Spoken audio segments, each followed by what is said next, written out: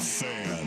Hey, what to do? What's up? Good Monday. What's going on? It's the afternoon portion of your radio broadcast day. Isaac Isachi and Suk, who is out yet again. He is. He must be starting to get that vacation depression. Do you ever get that where you are your vacation is winding down and you can see the end?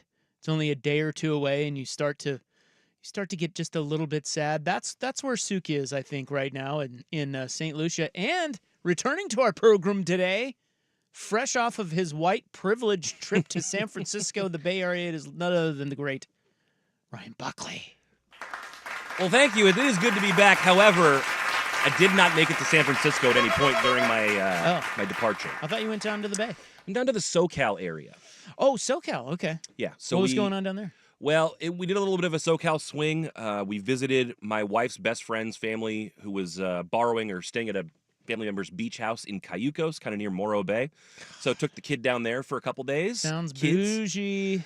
Not really. Kind of, it was a small little spot. Yeah, it was a cute little, I mean, I'd never even heard of the town, and I lived in California, and it was really calm, small town. Morro Bay, a little bit bigger. There's a state park there and stuff like that, but did that for 2 days. Then we went down to Santa Barbara, where we Airbnb'd for 2 days. Took the kids to the Santa Barbara Zoo, did some more beach stuff. Now, you can't fool me there, because Santa Barbara is bougie. It absolutely is. Yeah. But we had 2 days to kill before meeting up with the rest of my family at a little guest ranch in Solvang. So we went Cayucos to Santa Barbara to Solvang, and we finished up with a little guest ranch type vacation with the Grand Littles and my brothers and sisters and my dad and my stepmom. Wow. Now that sounds like a vacation. 13 of us there. Wow. White priv. Kinda. Right there. I suppose. That is white priv. Wow. I love it, though. I'm jealous. That's a great trip. It was a little bit of a passing of the torch. My grandparents used to take us there when we were little kids. We went, I think, 22 years in a row as a family and hadn't done it for about 15, and my dad wanted to spark it up again. So love that. Yeah, and we actually, in a nice little tribute, we brought some of my grandmother's ashes down there as well. So that was nice. There were ashes involved. Yeah. Makes it even more special. And there was an engagement, too. My sister got engaged. So, I mean, God! Before we got there, but yeah. What a trip. Yeah. Epic. Grandma's now spread out all over the ocean. Your sister's getting married. Do you like him? He's awesome. Yeah, he's an Air Force pilot. Oh, he is awesome. He flies the big cargo planes that help refuel our militaries and bring supplies all over the world. So he like circles the globe like 3 times a month. That's cool. Yeah. Wow. Where do they live? He's stationed out at Travis Air Force Base in Fairfield, and so they have an apartment in Napa. Yes, of course. Yeah. We all have an apartment in Napa. Mm-hmm. With their golden retriever, Jimmy. With a golden retriever named Jimmy. Yeah.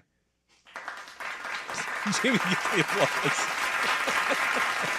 Must be nice, Buckley. Must be nice. Well, are you happy to be back? It's hard. I am. It's hard to come back to radio because you have to instantly turn it on. Like you want to ease in like a hot tub, but you can't. Well, I was thinking about it today, and I'm pretty sure that was the longest I went with watching live sports since in about 15 or 16 years. I didn't watch sports for 8 days straight. Damn. Yeah. So you didn't bet either? No. You didn't watch the Kentucky Derby? I watched it on my phone.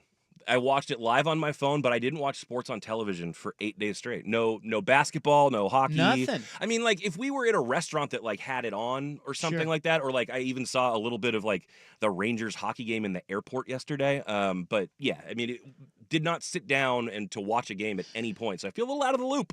Yeah, I get it. You're busy. You got 2 kids. You got fam. You got plans. Well, and it's like the whole, well, we're on vacation and you're not going to work, so why would you need to watch this right now? We're going to play at the beach or we're going to go to the lake or whatever. Yeah.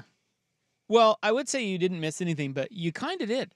I mean, there's been things happening. Dude, yeah. Like, I was thinking about this last night. I thought that this weekend was a low-key, great sportsy television weekend. Oh, it was awesome. And I did get caught up last night upon arriving home. But, yeah, there was a lot going on. Photo finishes and comebacks and, yeah, all kinds of stuff. Mystic Dan, everybody. Mystic Dan. Our pick. You missed this.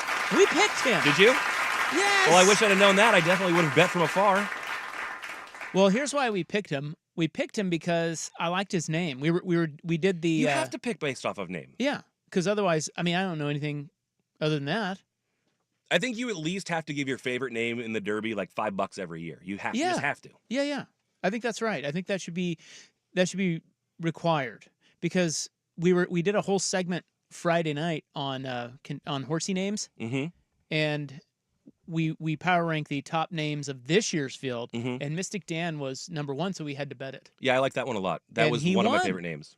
Won by a nose, by his little nosy. Yeah, and maybe the whisker of his nose because it was real close. Dude, that was great. You had that. You had a couple of Game 7s in hockey. Even I watched that. You had several compelling NBA games. Yep. You had the Brady roast, which we'll get into. That was fantastic. You had I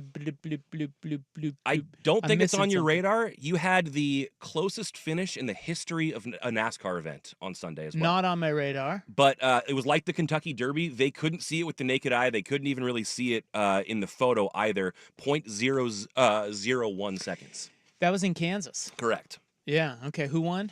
I think it was Kyle Larson edging out Chris Buescher. Okay. Oh, you know what else we had? When I say it wasn't all sports. The CJ Cup?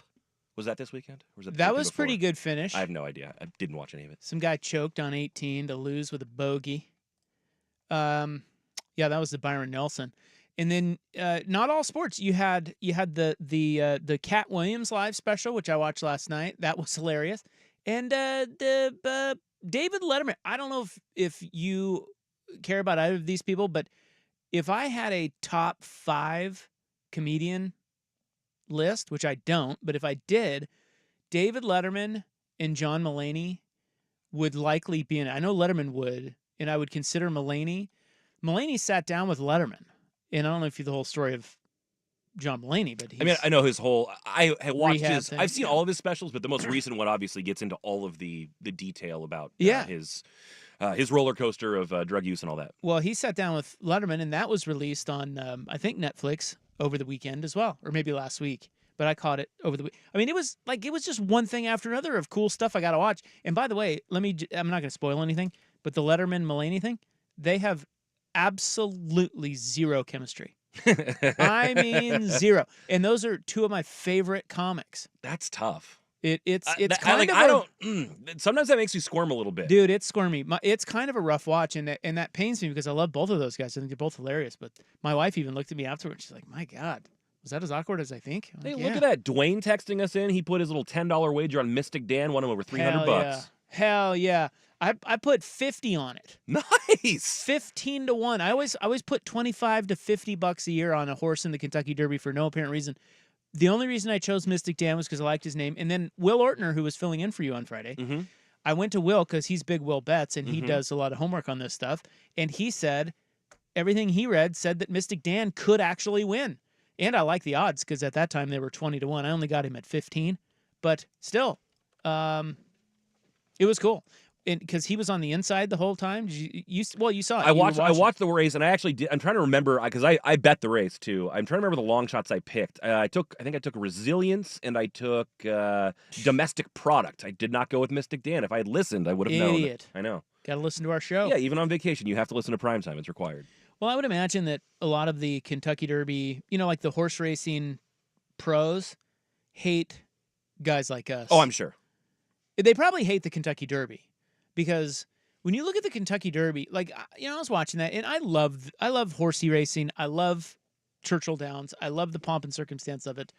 I love everything about it. I think I can't take my eyes off it. I think it's great. I don't know anything about it, but I like to watch it.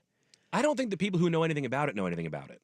Well, that's what I was getting at. Is when you watch the Kentucky Derby, I just sit there and wonder how many of those people know a damn thing, or if it's just like a dress up doll party for them, and they just go there and get drunk and spend a bunch of money. So there's that, but I also feel like you have all these experts in the field, and this is what this horse likes, and this is what he's going to do, and I get that there's strategy, I get that there's training methods, I get there are things like that, but when it comes to handicapping and why one horse is going to be better than another horse, you're talking about 2 various animals on any given day. Like, you can't really have a handicap on that. Well, I would say I tend to agree that listening to anyone, no matter how knowledgeable they are regarding sports betting, is a futile exercise. But at least most sports betting is humans. Like now this is Yeah, but like where you have way more data. well, I feel dude, like. humans are just as unpredictable. I mean, my God, I just think you can get yourself into trouble placing bets based off what other people say, no matter how much you think they know. Sure. Just do your own homework. You lose your own money. Don't let somebody else lose your money. Well, it's like financial analysis. Like if your financial advisor were so good, why isn't he retired? Okay, yeah. I mean, I was telling a story. and granted, we all could use some financial advice. It's not as black and white as that. But like, if someone's betting advice is that good, why aren't they just using it themselves and getting rich off of it? Yeah, no, that's a good point. Yeah, right. Yeah, right. You got all these betting shows out there, and look, man, I think people got to be careful with that stuff. But I was telling a story on Friday. Dave Bartu was in here, and I was telling him I do love horse racing, and when we're in San Diego and the track is open, we go to Del Mar. And there was one time we were down at Del Mar, and I know nothing about the horses, and I'm looking through here. It's like, I'm having some drinks. Like, I want to bet. I don't know what to bet on. This is like throwing away money. So I went on Twitter, and I looked up a Del Mar racing expert, like handicapper type guy, and I DM'd him.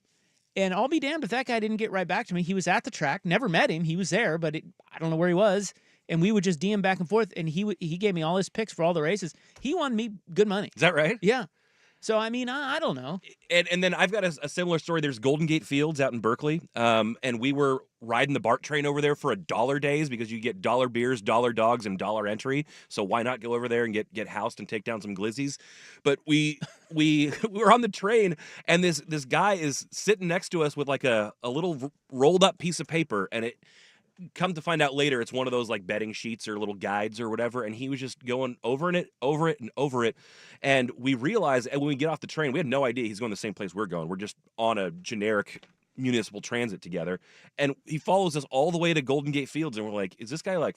And then and he's coming to the races too. We had no idea, and we're like, do you know what you're doing here? And he's like, yeah, you want the 7 in the 9th race. Just trust me. I'll be damned if that 20-1 shot didn't win at the end of the day. It was unbelievable. Yeah. Yeah. See, I feel like I saw Rick Pitino once at the pony at the off tracks in a Vegas casino, and I thought, and I was watching him, you know how you do. You keep an eye on the celebs, and that guy knows his stuff. Like you can with all the papers in front of him, he's betting all these exotic races, these horses. I'm like, he's got to know. He's got to know quite a bit. And I like guys like that. Look, and I just realized I contradicted myself by saying never follow anyone's advice. Do your own homework, and then I go to Del Mar. And then you find an insider. But the point is, I didn't do any homework of my own, so I did tail him. But I think tailing is usually a futile exercise, depending on how long you go with it. It's just that in that instance, I needed some direction, but I don't think that's a good way to go normally. The other thing you can do, which is fun. Wait a minute. What? You said a glizzy? Yeah. When did that's a hot dog? Yeah, I think it's the East Coast thing, or maybe it's a. So I thought it was a British thing. Is it? Is it called a glizzy across the pond? Oh, when did it become a glizzy? I feel like 2 or 3 years ago, people started referring to them as glizzies. It was kind of like I don't know. I remember it in regards to like people having like glizzies at at Yankees games in place of hot dogs. There was a guy who was using a glizzy as a straw. That was the first time I had seen the term introduced. So I don't know why, but yeah, that's okay. I think it's what the kids are saying. All right. Well, far be it from me to shut down what the kids are saying. Let's go with it. What else are you going to say? That the alternate betting method, which I think is a fun one, is they walk all the horses out like through a ring usually first. Go over there and say, dude, that one looks like a badass. I bet he wins. Don't even look at the odds. Just which horse looks like the most athletic and fastest. Well, I will say that I believe that's called the paddock. Yes, correct, the paddock. But the one... Although I thought the paddock, is that not where they actually keep the horses with all the stables? I thought that was also in the paddock. There's the paddock like the walk-around area. I'm out of my league here. I don't know. I don't either. But I love all of it. I will say that the one thing that I always used to do with the Kentucky Derby is bet on the Bob Baffert horse until he got, of course, couldn't banned. do that this year. Yeah, he couldn't do that. But also jockeys. Like if you look at, I remember a horse racing guy once telling me, he's like, look at just watch what jockey is riding which horse and just follow it because. Some Often of it's them like win a a lot more than Well, and others. often it's like a free agent thing, right? So, like, if the good jockey wants to be on the horse that he believes in, and the good horse wants the good jockey, so those parties often find each other. So if you're tailing Right. jockeys, you may end up on good horses just because they know what they're doing. Well, I was just happy to win money on the, like the one horse that believes in astrology, Yeah, Mystic Dan, Mystic Dan. the one horse in the field who's all about it. Well, look, it was a great weekend, and I know you didn't see much, but we've got a lot of it to talk about We do. here today. And we've brought some audio. It's going to be fun. Suk is not back until, I believe, Wednesday. But like I said, that thing's winding down that vacation in St. hmm Lucia, so he's probably dreading it right now. I feel like it takes a bit to get back from there too, so he might even be Yeah. like leaving today. Yeah, you might be You know. right. You might be right. So, in the meantime, we party. Let's get started with our poll question. Coming up next, it is 316 on the Fan. Yeah. The home of Dirt and Spray. I'm Dirt. Everything about Harbaugh,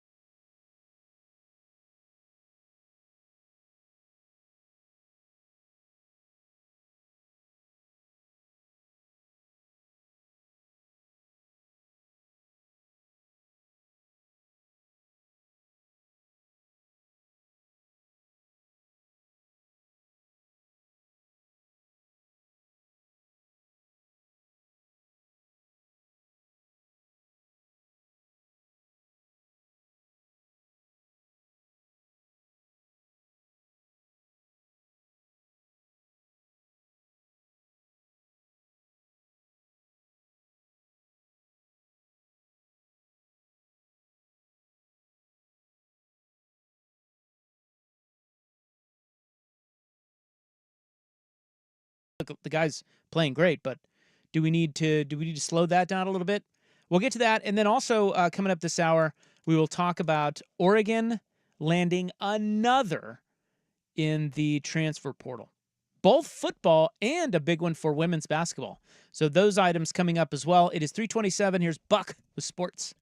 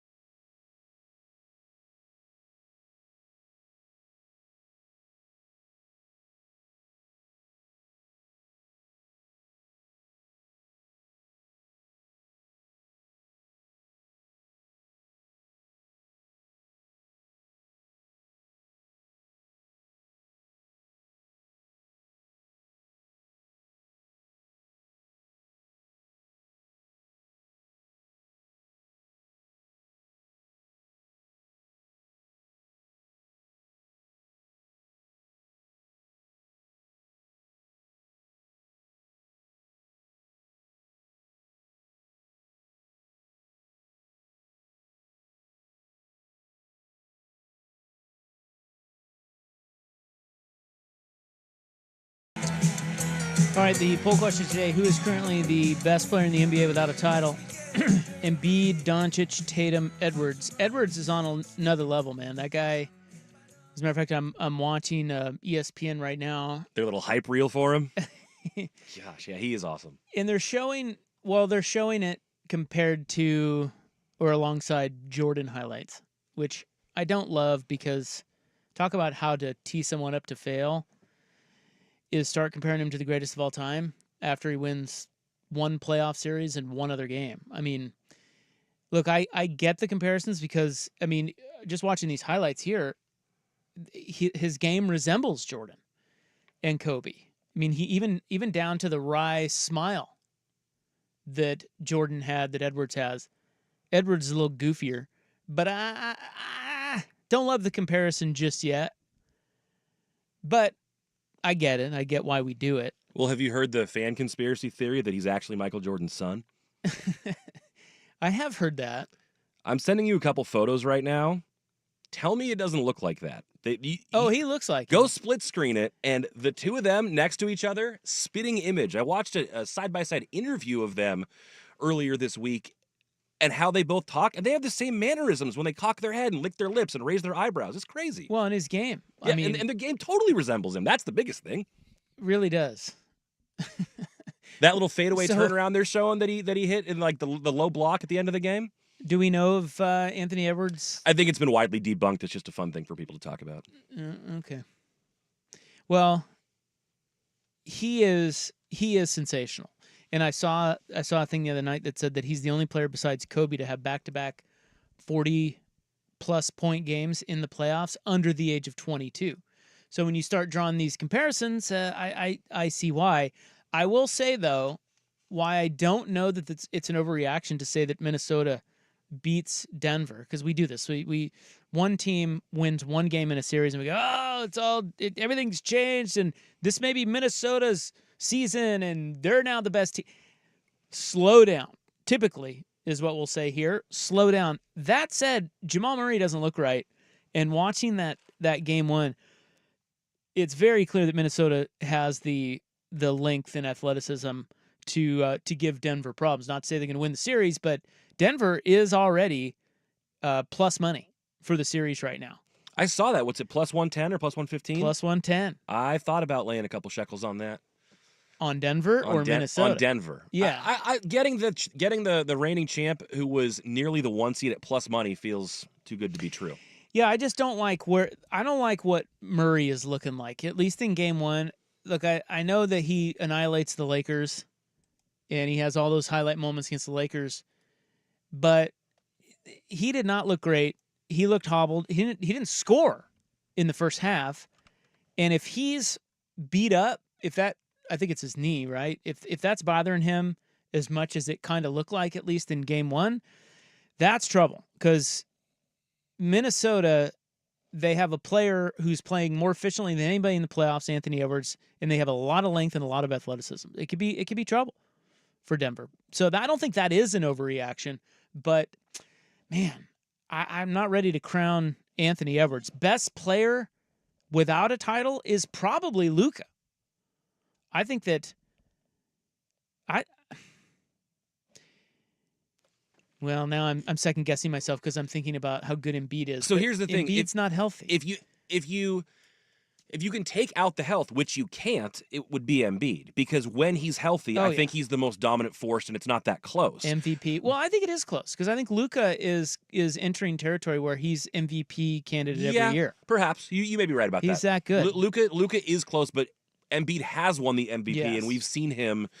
Well, I mean, he hasn't. It's not like he's won a title. None of these guys have, but Well, yeah, hell, it's tough. It is a tough one, and I think Edwards could be better than both of them, but he's going to have to prove it. Needs a bigger body of work than just this sample size. Like he has been awesome, like you said, sensational, but it's not enough to say he's better than those guys yet, probably. And then what if Tatum finally wins? I don't know about Tatum. How do we change does that change our opinion of him? Tatum's an amazing basketball player. I don't know. I don't know how much of it's a product of being around other good players. Like he's really great, but there have been games that he's had where he hasn't played as well or showed up as big as he needed to in clutch spots. I mean, I guess you could say that for all of these guys, but I don't know. I don't feel like I think Tatum has like the least dog in him. You know what I mean? Like Of those four, yes. of those four, I think the other guys have more of like a killer factor than Tatum does, but that doesn't mean Tatum isn't an exceptional basketball player. Yeah, I just think it's funny how we change our opinion of guys when they win titles, stars when they win titles. And if Boston wins, will we change our opinion of him?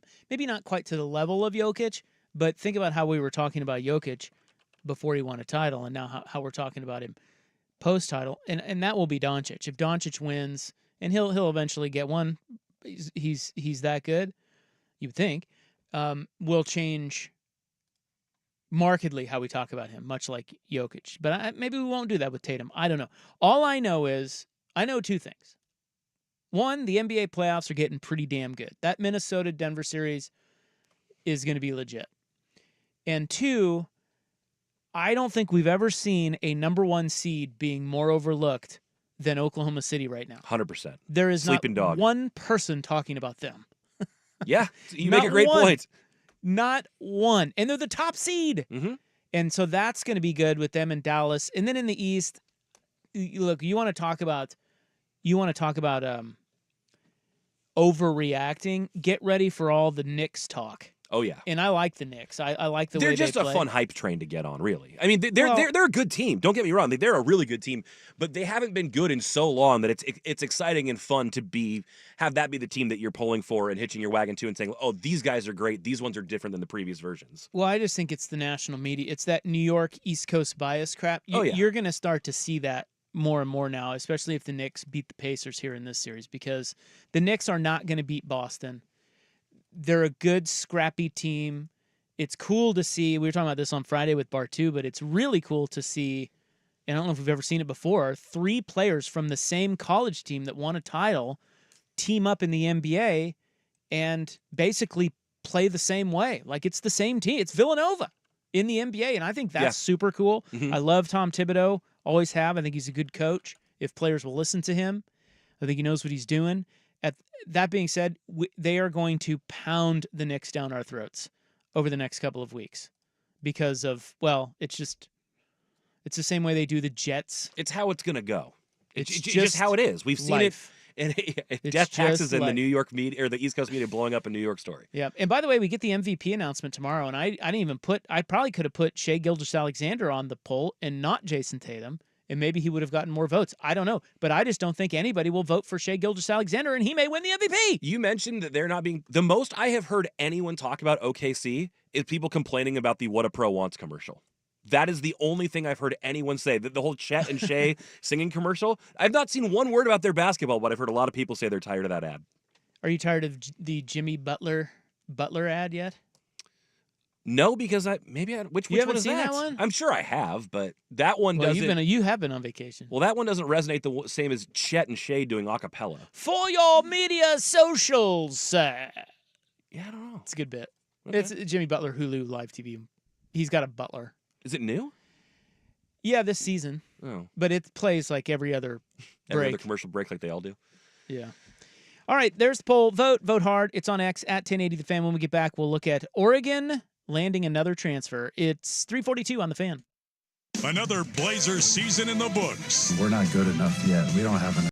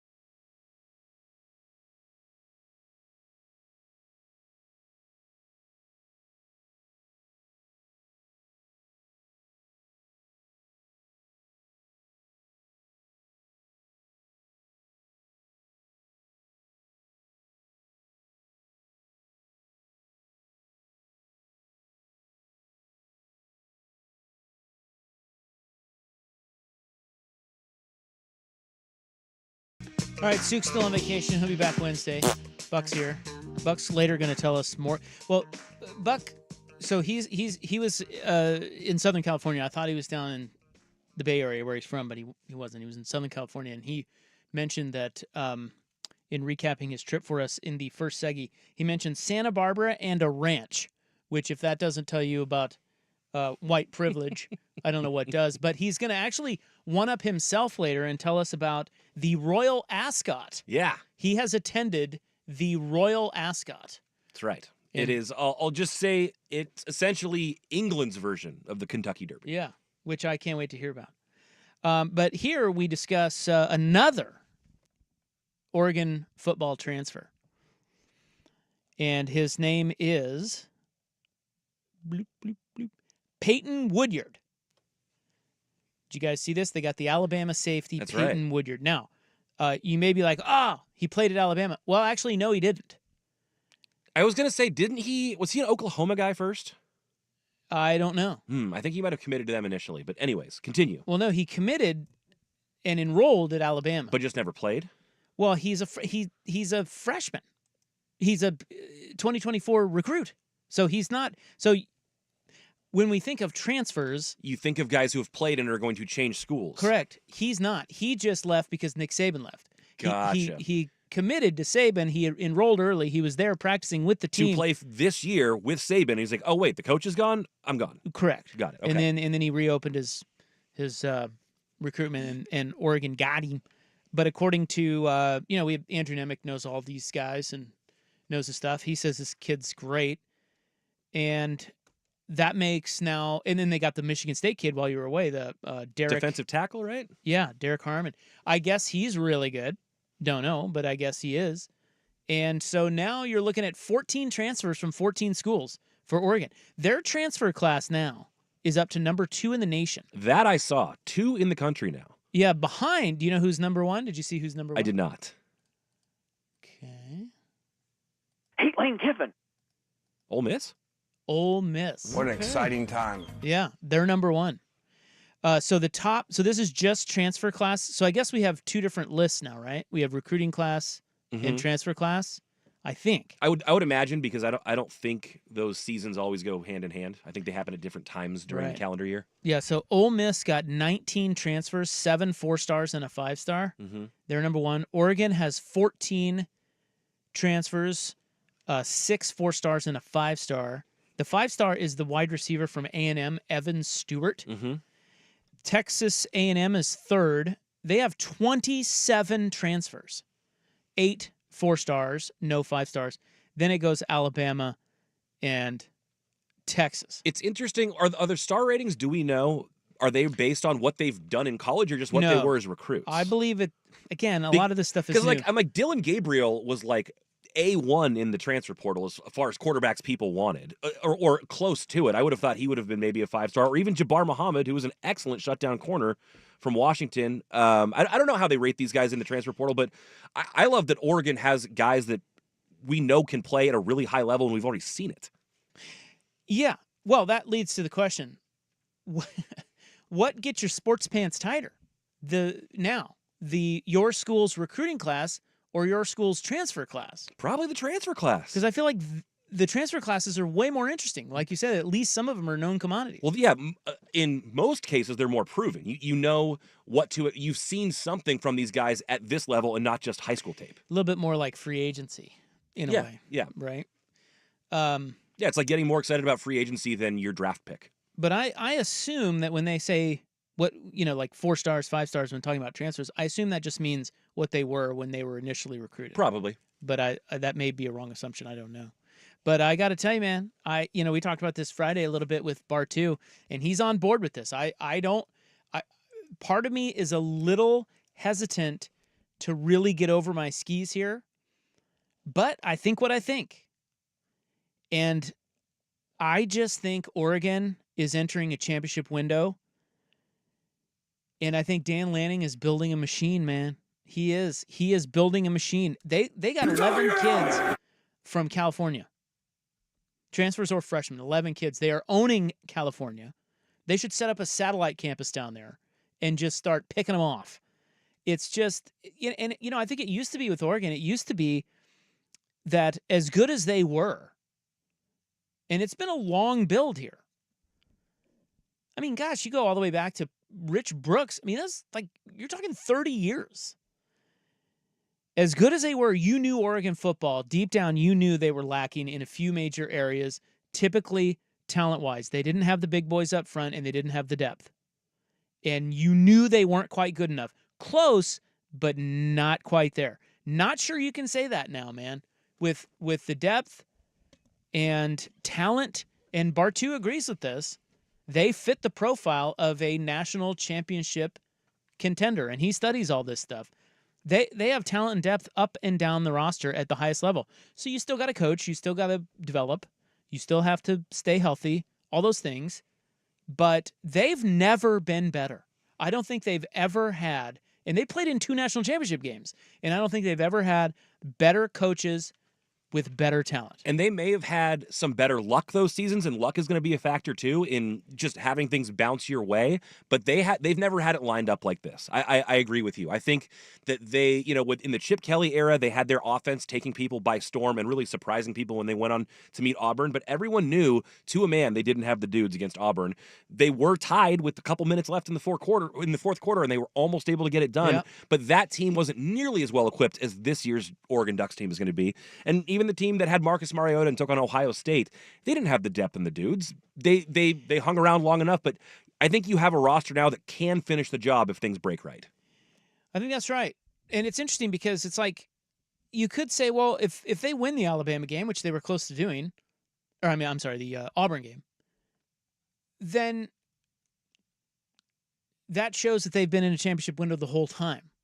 And maybe you could say that. It's semantics. Maybe they have been. When you play in when you get to 2 championship games in 10 years,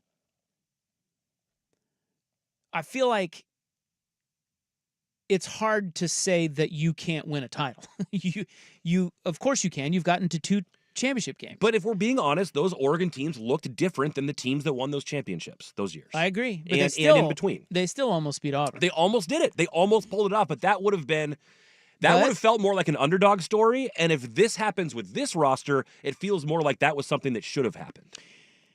Yes, I agree. And it's sort of, it ratchets up expectations too. But in that Auburn game, the one guy that was the difference was Nick Fairley, and you couldn't block him. And that's the guy you're talking about. That's the guy that you lacked. That's the guy that you just would never have that guy. So again, this is a team, Oregon is a team that is elite. They finished top 15 in 4 of the last 5 years. So they've been knocking on the door. But Dan Lanning, man, he looks poised to kick that thing down. And the other thing you love is that Lanning won't be poached. He's not going anywhere. He's going to be here for a while. And you know that this isn't really a one-off class. That dude is a hammer recruiter. No, he's building depth on depth on depth. He's a hammer. I mean, he is not going to suddenly stop getting kids. So if it doesn't work this cycle, next cycle, and he stays long enough, man, they're in a window, and it's exciting. It's got to be exciting for Duck fans. Now, a couple of things that came up last week when we were talking with Dave, points of concern. Well, one is you got a young coach who's still learning. He's made some mistakes in some big games. No question. 2, Bartu pointed to the coordinator positions. And with Tosh Lapoy at defensive coordinator, I mean, Tosh Lapoy won 2 titles during his time at Alabama. He's a great recruiter. He has the energy, but he's only been a defensive coordinator for 1 or 2 years. But then again, to offset that, you look at Lanning and say he was the best defensive coordinator in the nation and won a title in that role. So if an upgrade would be needed at any point, Lanning has the resources to get it done, and that's, quite frankly, why he's here and why he's staying put. So exciting times for Oregon football. You guys just, I mean, and I know it's weird, all the transfer and NIL stuff. College football has changed. But of all the schools poised to be right in the thick of it, Oregon is now one of them. They are not on the fringes of that. They are in the middle of that. They're going to be a team that starts getting picked at the start of the season as opposed to a half or 2/3 of the way through the I season. think that's right. And you know, like you look at Kiffin, you look at Sark, look at Lanning, Kirby Smart.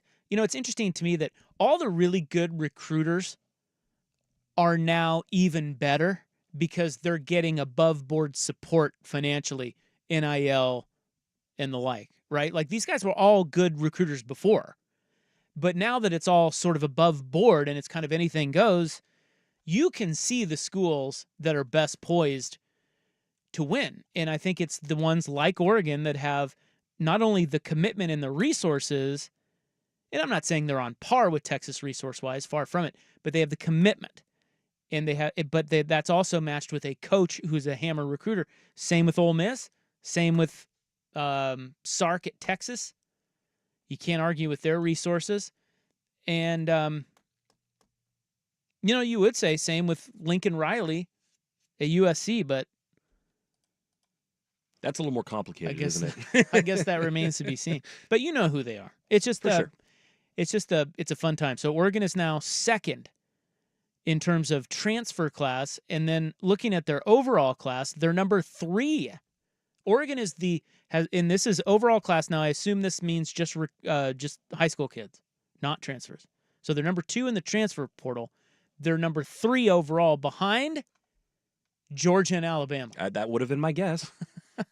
But they didn't used to be this high. They used to be down in, No, and you'd find Cristobal. yourself behind the Clemsons, the LSUs, the Oklahomas. You're behind all those teams, the USCs. Yeah, the best they would do is maybe sneak into the top 10, but sit in that 15 to 25 range. Now they're top 10, top 5. It's nuts. But with that comes expectations. I mean, I think they're at the point now, and this is a whole nother discussion, where you got to win one. And it's tough. It is tougher being the hunted than it is being the surprise team. No question. And the one other thing that I forgot to ask Dave this. Next time he's in, we'll ask him what he thinks of this. But Joey Harrington and Suk and I have all gone round and round about this, and I contend and maintain that it is going to be tougher, top to bottom, in the Big Ten. I think that's right. Joey doesn't think it is. He thinks that's the same. And so I think your bottom feeders are better, which I agree. Creates more problems. Yes, I think you can get clipped in a game that you're favored by double digits easier in the Big Ten than the Pac-12. Like you want to go to Purdue for an 11 a.m. kickoff, like in the middle of November when the ground is frozen. You could lose that game. Yeah, so I don't know. Maybe I'm wrong about that, but their schedule sets up really well for next year. But the Big Ten's going to be mean. All right, Oregon women's basketball gets a player. We'll talk about her coming up in a bit as well. And we've got some hot grossed talk. The greatest of all time roast, which aired on Netflix last night. So it is 3:59. Come back with us, won't you? It's Isaac and Suk on The Fan.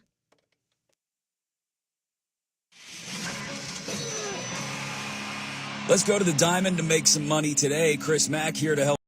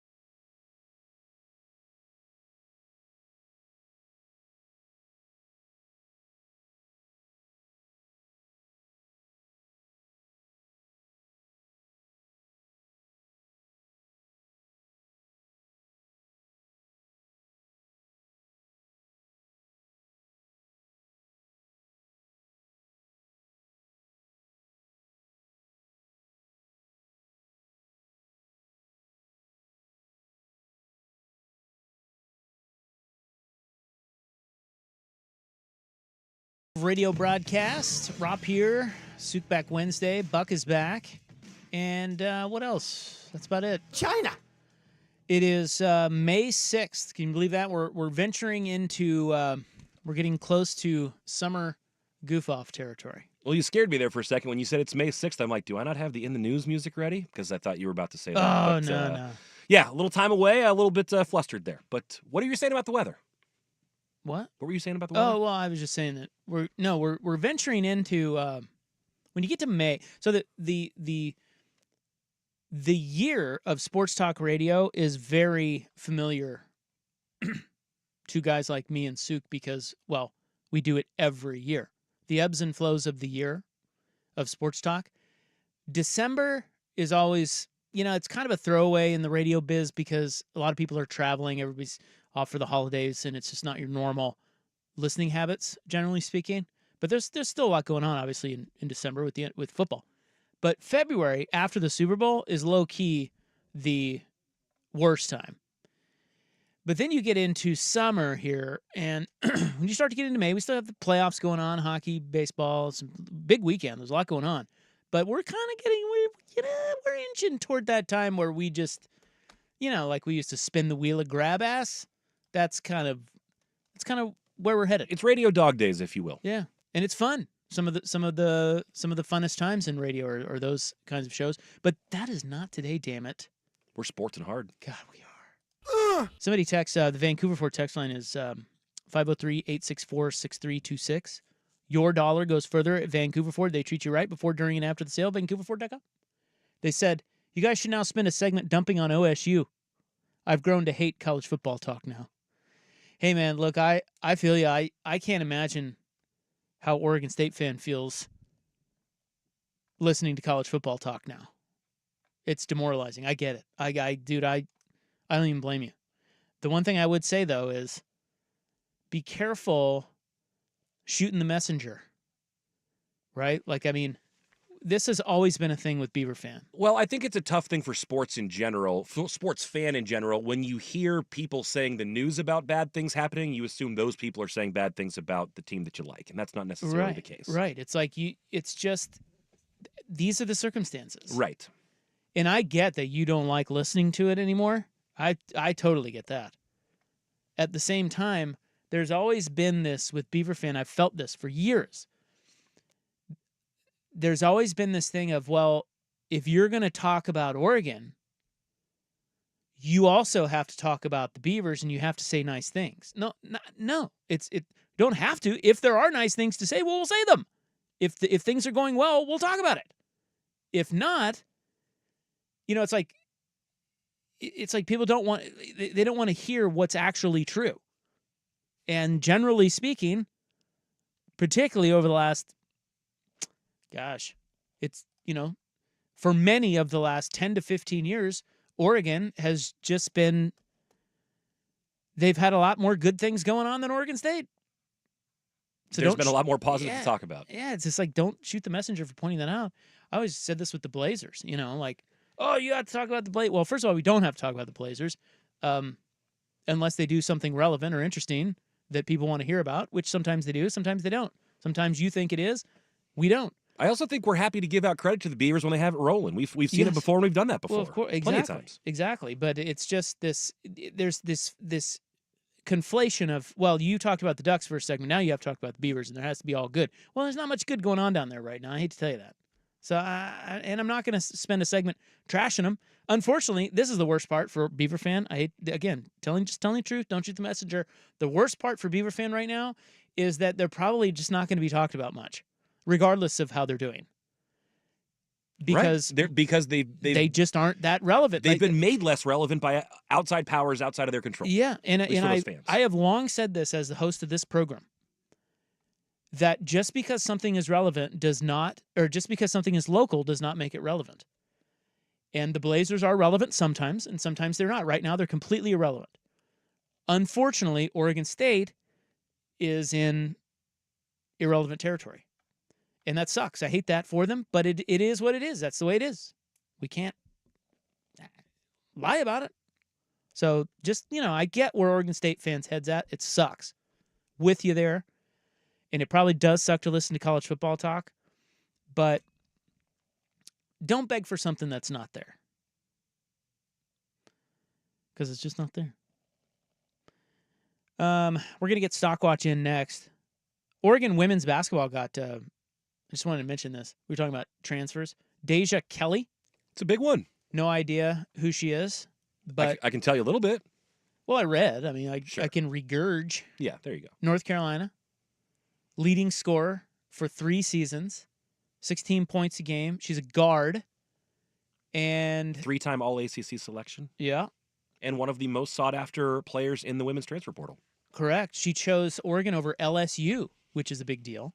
And that's a big coup because it feels like there have been a lot more good players leaving the Oregon women's program than there have been coming in. And if Kelly Graves is turning that tide, that would be excellent. Well, I think I read today that Kelly Graves now has 6 or 7 transfers in.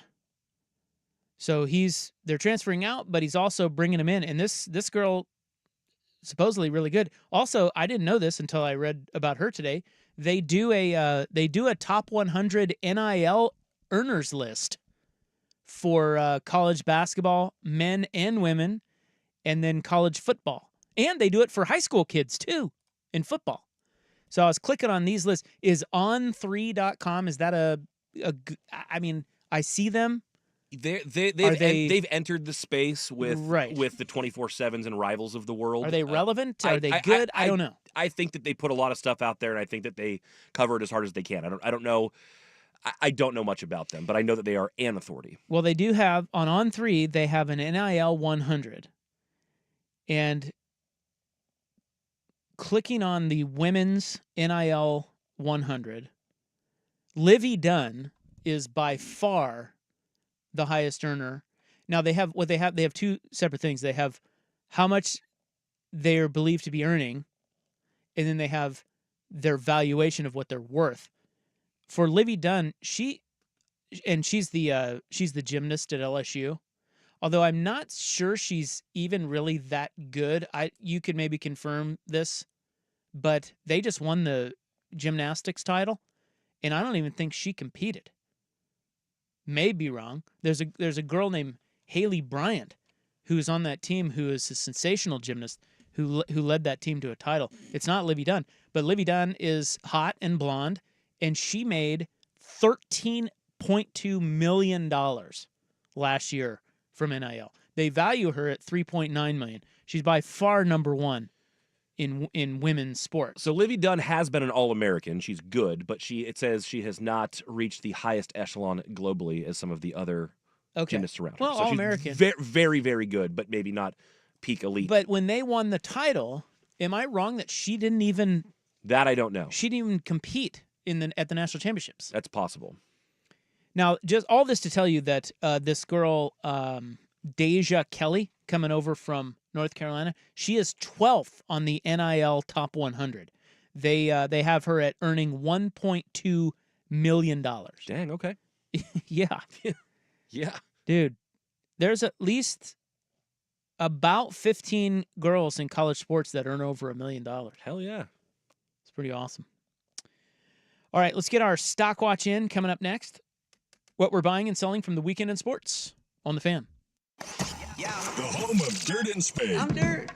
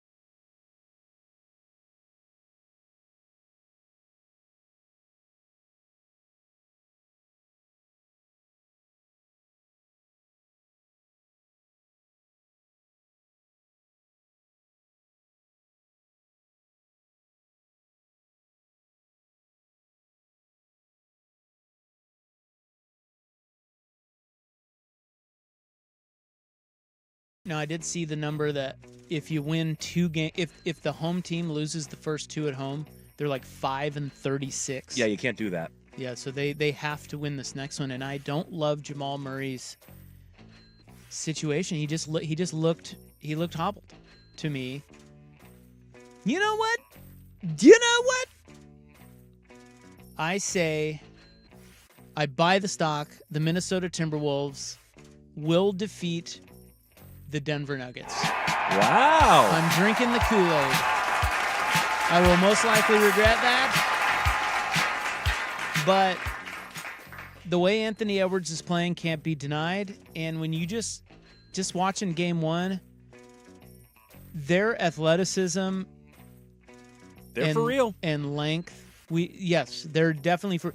In other words, like sometimes you look at a game and go, or a series and say, over 7, this team probably doesn't have what it takes. It would be like if the Knicks beat the Pacers and the Knicks beat Boston in game 1, and everybody's going crazy over the Knicks. I'm taking Boston. Sure. Because just looking at the matchups, this one, man. Again, the health of Jamal Murray is a big factor, and who knows, maybe he'll come out slinging next game and put all that to bed, in which case that could change things. But I do think Minnesota right now, that was a statement. That wasn't just a one-off. So I'm gonna say yes. I'm gonna buy it. You put me on the spot, I will have the courage. I would like to buy it, but I think I'm actually selling it. I think it's going to be a Nuggets in 7 situation. Right. I definitely think Minnesota has the horses, and if Murray really isn't right, then they can certainly take this series. But I still think that Denver's really good. They do have home court, and the other thing too is that the odds makers have made Denver an underdog already. Mm-hmm. Like even in the series, yeah, in the series, they're even buying it. Yeah, so, I think it's Minnesota minus 135 to win the series. Yeah, that tells me a little something. Because they were underdogs to start the series. So, I'll go with Minnesota. Let's do it. Now, moving over to the Eastern Conference, a little piece of audio that caught my ear today.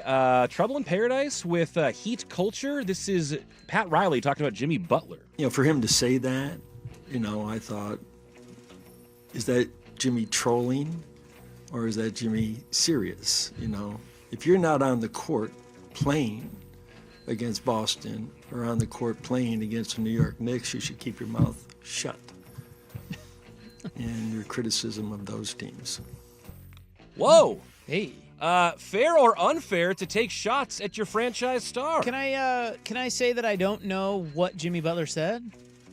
What's he referring to? Well, so Jimmy Butler, I think I would be spinning my wheels if I could tell you deliberately or specifically, but I think he was either upset with what they were equipped with or not being healthy enough down the stretch against some of those teams that they have lost to in the past. Oh, okay. So he's saying Butler. I don't know. I didn't hear what Butler said. So I think Butler may have criticized what the franchise has going on. Meanwhile, Riley's saying, "Well, get your ass out there and then we can talk." Right. Okay. Yeah. So that's legit. So my question, so buy or sell whether Riley is out of line telling a player who was hurt that he should keep his mouth shut unless he's healthy. Out of line? No. I mean, I think I'm with Riley on this. Okay. Shut your pie hole, dude. You didn't even play. And look, that's not your fault. We're not saying, I don't think he's calling him a wuss. No, I wouldn't think so either. And I think those guys have a pretty good thing and a pretty mutual respect for each other. Maybe, but maybe not. I could see Riley totally being fed up with.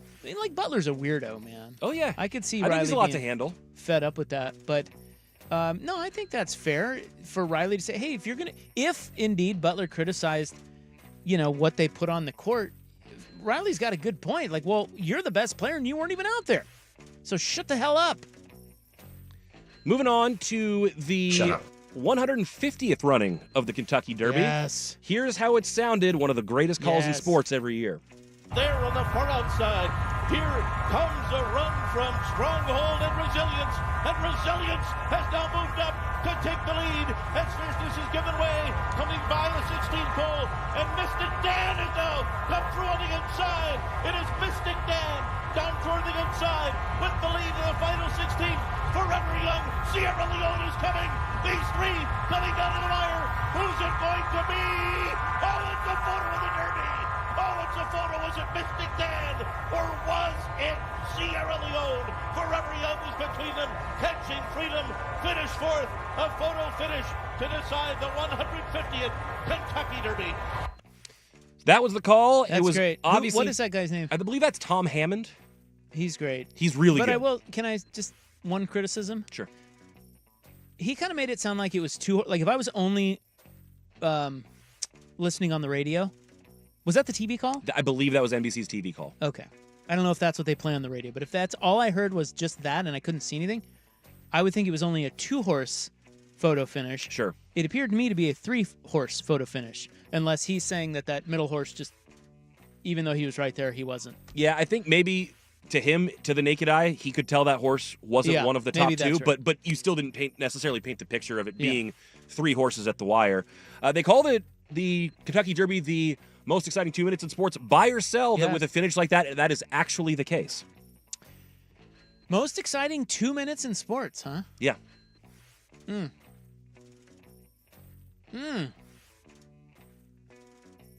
I'll put you on the spot. If not, what is? Yeah, that's what I'm working through my pea brain right now.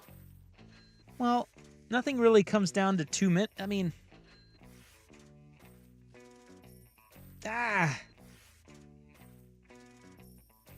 well, okay, so I'll just think out loud instead of just be silent thinking. That might help. Seeing as how we're radio. I was thinking, so I watched a couple of those Game 7 hockey games. Yep. You know, those last 2 minutes. That is where my mind goes. That is exactly what I was thinking. Dude, that's awesome. When you have a 1-goal game and the team that's down pulls the goalie and they've got like 6 men in the zone, that 2 minutes, if you get it without breaks, is wild. That I would say is more exciting than the Kentucky Derby because unlike the NBA, there's no stoppage. I mean, there could be, but most of the time they're just right. It's fluid play. It's fluid play. That's the thing. Whereas the NBA is just start and stop. NBA is fun coming down the wire of Game 7 or whatever, but it's start and stop and it takes forever. So I would go there. Plus, Toronto-Boston, I believe, was tied, wasn't it, at the end of regulation? Mm-hmm. So, 1-goal game or a tie game in a Game 7 Stanley Cup playoffs, hard to beat. I'm trying to think. The only other one that kind of comes to mind, but there are inevitably stoppages because you're trying to, is like a 2-minute drill with no timeouts left. If your team is scrambling, like whatever the real time would be for, I don't know, the last 45 seconds of a football game with no timeouts or something along those lines, you're trying to get into field goal range, you're down 4, you need a touchdown, something like that. Yeah, I could go there. I think that's also more exciting than the Kentucky Derby. Look, I love the Kentucky Derby. But is it really the most exciting 2 minutes in sports, or is that just a catchy phrase? It's a fun thing to say. To say because it's only a 2-minute sporting event. And it's not at all. It doesn't always end up like that either. Right. I mean, sometimes it's not even close. Right. And so then, in that case, it's definitely not. But when you get a result like that, but not you're bad. right. It is exciting in a race like that. Where I mean, we were watching our horse that we picked here because we're horse racing experts, Mystic Dan. He was tucked in on he was right on the inside from the very get go, and I thought the whole time I was sitting there thinking. He's stuck because I know horse racing. You know, I of course know that a horse can, he's going to get boxed in there. But he was able to make his move. I later read that that's a lot to do with the jockey who stayed patient, found his window and hit it. Whole thing there, very exciting. But I don't know. Most exciting 2 minutes in sports? I'm not sure about that. There's your Stock Watch each Monday, 4:15. Excuse me, brought to you by Goldberg Jones. When it comes to divorce, custody, or child support issues, trust Goldberg Jones to help you. Call 1-800-DIVORCE. Phone questions answered at no charge. Thanks, Buckley. Coming up next, it is in the news. The Renegade Zebra has been nabbed. Here's Buck with sports. Now, from the fan.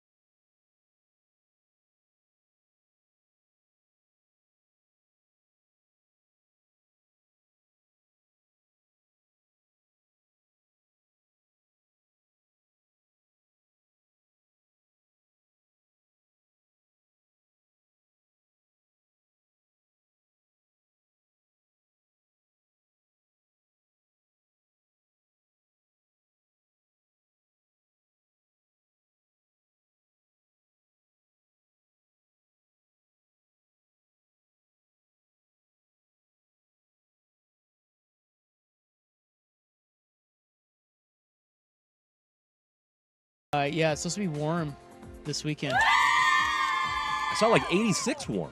Yeah, I saw one that said 89 on Saturday, which is crazy. But we're getting a little rain today, and by tomorrow night, things are supposed to clear out. Wednesday is supposed to be a nice, delightful day, and then Thursday, Friday, Saturday, Sunday, over 80. Let's go. It is a Great Lakes Awareness Day, so be aware of the Great Lakes if you're not already. Did you know that more than 20% of the world's fresh water is in the Great Lakes? Did you know that? I did not, and that seems like an extraordinarily high number. It must be because their depth. They're enormous. Well, I mean, I guess, but like all the lakes in the world, they have 20% of the water? Fresh water, yeah. Well, sure. Yeah. Damn. Yeah. Did you know that Lake Michigan has its own Bermuda Triangle? Have you read about that? I have not.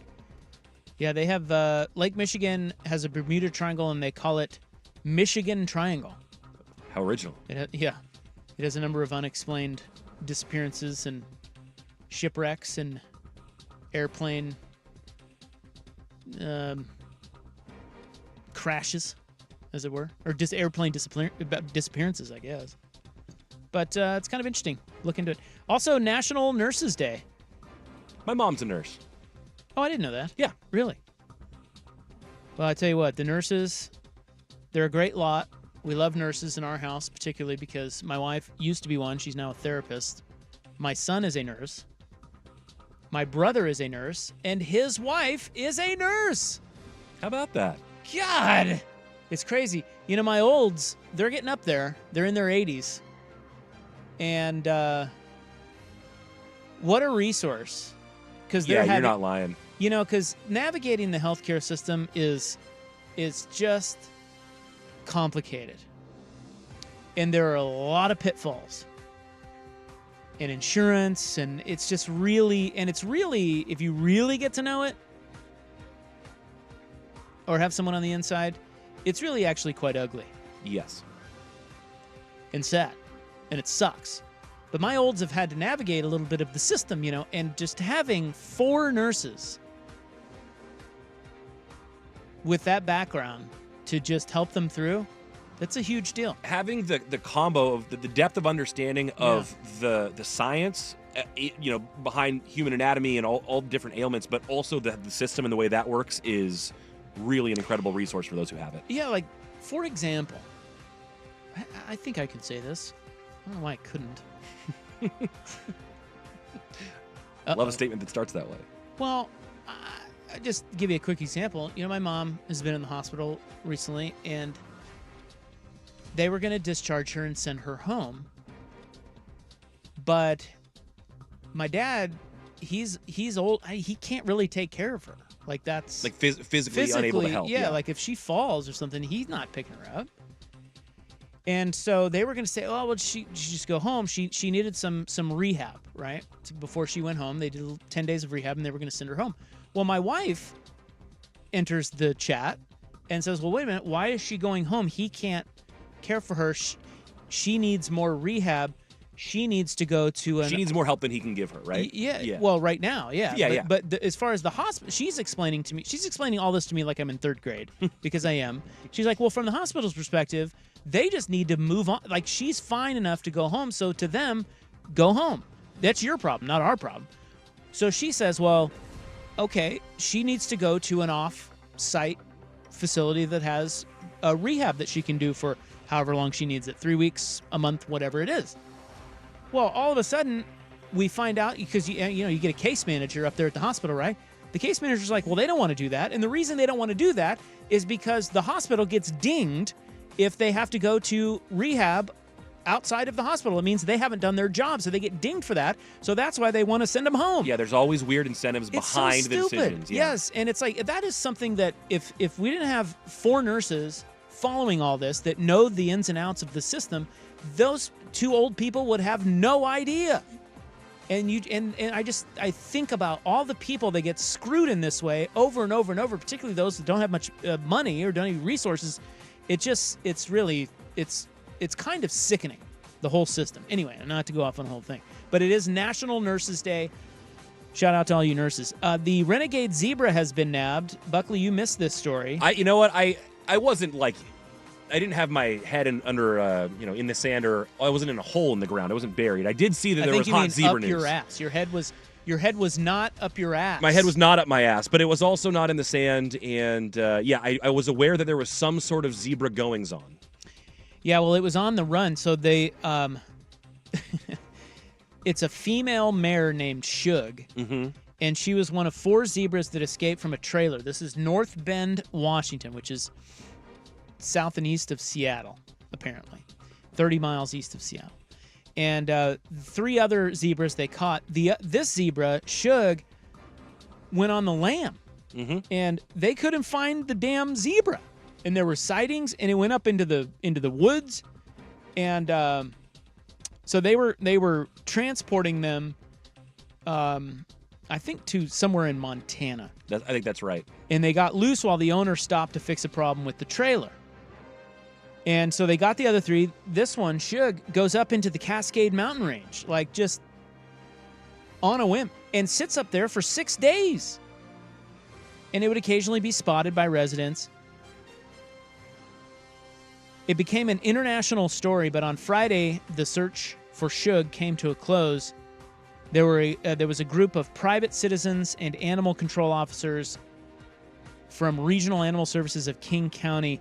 They found her in the woods in the Riverbend neighborhood. The zebra seemed to be in good condition despite her nearly week-long adventure in the woods, and she was apprehended. Although she probably would have been... Don't you think she would have been like bear or cougar meat eventually, right? Oh, like, for sure. I mean, I'm surprised after 6 days that she wasn't. Yeah, that zebra's lucky. But as Bartu brought up on Friday, decent point. What if the zebra started doing it with, wild horses or with, some other creatures of the Cascade? That could have been awesome. It's new. New animals. That's essentially, that's how animals in some species at least migrate. Like, by accident. Like this one got off the boat when on the Nina the Pinta the Santa Maria. Now we have whatever animal over here on the East Coast. Yeah, man. So who knows? Maybe in I don't know how long's the gestation period for a horsey. I don't know. Maybe the zebra laid some pipe on the way through, and we're gonna get all these cool striped animals. Hey, did you see the story of the man who won the $1 billion lottery prize here in Portland? No. So you know that. I know that it was. Yeah, I was here when it was won. It was like the Plaid Pantry in Northeast, right? Yes. Yeah. So I was here when all that happened, but I didn't hear about who the winner was. I didn't even know we knew the winner. Yeah, he came forward, and I will tell you, and I'll tell you about this next. But it when you hear the story of this guy, it should make us all feel a little less bad that we didn't win. Okay, that's how I'll tease it, and we'll get to that when we get back. It is 4:43. This is In the News on The Fan. This is The Fan's Window into Sports, a view into today's top stories. Brought to you by Window Nation, online at windownation.com. Johnston for Dallas in the first. Howden for Vegas in the second.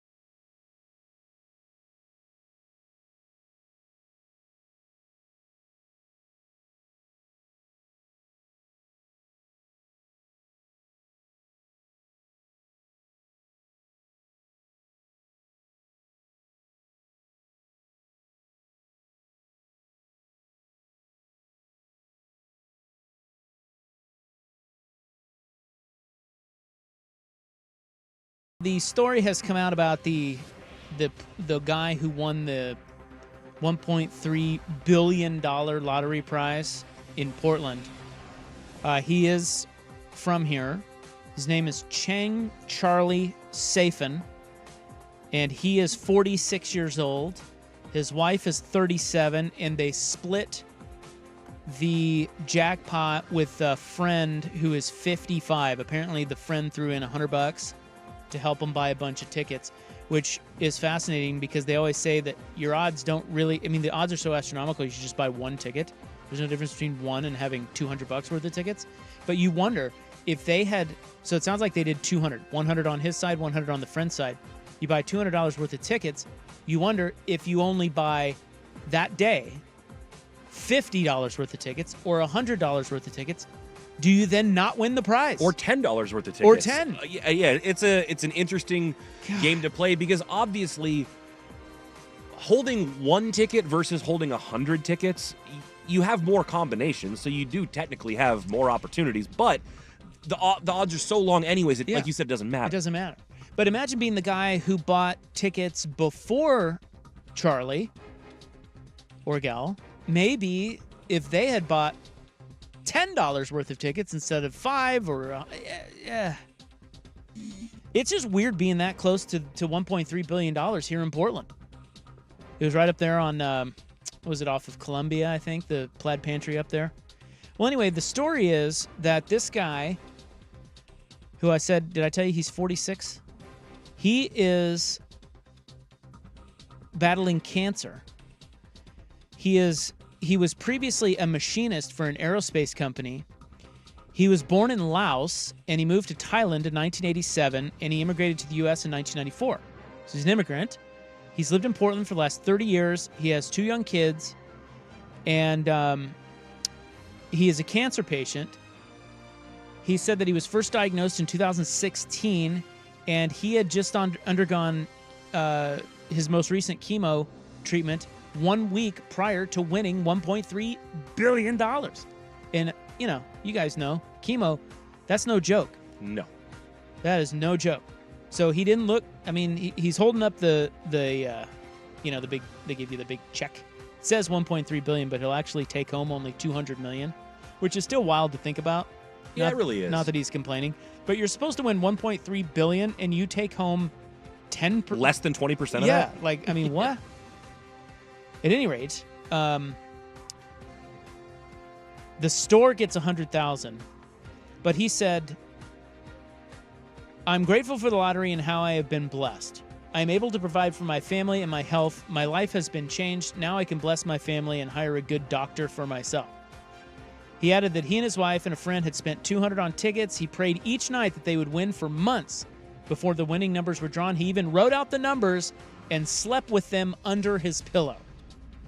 Pretty crazy. He goes, "I need some help. I don't want to die yet unless I have done something for my family first," he recalled. That's what he was praying about before the winning numbers were announced. Now, come on. Does that make you feel a little better about not winning it? It does. Absolutely. I'm glad that someone who needs it in that way got it. It's still wild to me that you're praying your lottery numbers hit. Well, what else? I don't know. What else you got? Far be it for me to like throw stones. I would just be praying for good fortune and good health, and that I find the right doctor, and like not like, dear Lord, let these numbers please be right. Look at you taking a dump on Charlie. No, I'm not taking a dump on Charlie. Wow. I'm thrilled that Charlie has his $200 million. Well, look, he probably won because he slept with the numbers under his pillow. So you, an atheist, think that the man upstairs had something to do with it? No. What? We can still be happy for him, and I am. I'm very happy for him. I think it's great because usually it's just some white trash dude who's probably killed somebody, Sure. Is that what it usually is? Well, it seems like it, doesn't it? It seems like somebody who is going to blow it on something that wasn't their health. Because people who play the lottery. No, they're saying the payout was about $440 million. 200 plus was his half. Is that accurate, according to your story, your notes? Oh yes, that's right. Yes, you're right. So it 400. Yes. So they cashed more than 200 plus, but 400. his was 200 plus. Yeah, and he has to cut a check to the to the other guy. Yeah. Do you think he runs off before he cuts that check? I don't know. You'd have to Dude. think about it. Would you? God, No. you are such an ass. No. I don't think it would be hard to write a $200 million check when you're getting $200 million on your own. Oh, yeah. You know? Yeah. Like here. What's the difference? I think I get too generous too quickly. I'm pretty sure of that. Yeah, anybody can have money from me. Oh, sure, good. I'd love to help make your day. Sweet. I want you to win the lottery. Yeah, I do too. Because I would not be. I would be very discreet and very... Well, I wouldn't go around advertising it, but if people calculated. People who needed help asked, I'd give it to them, all right? And then I'd run out of my money. Yeah? You think you'd go broke if you won the lottery? I don't think I would go broke. No, I don't think my wife would allow that. No. I think, see, that's the thing is people like you and me, and maybe we're naive, I think it would be impossible to go broke if I won that kind of money. I and 100% agree. It happens all the time. There's not a chance in the world I would go broke after winning the lottery. There's no way. It's not hard, but apparently it is. It is.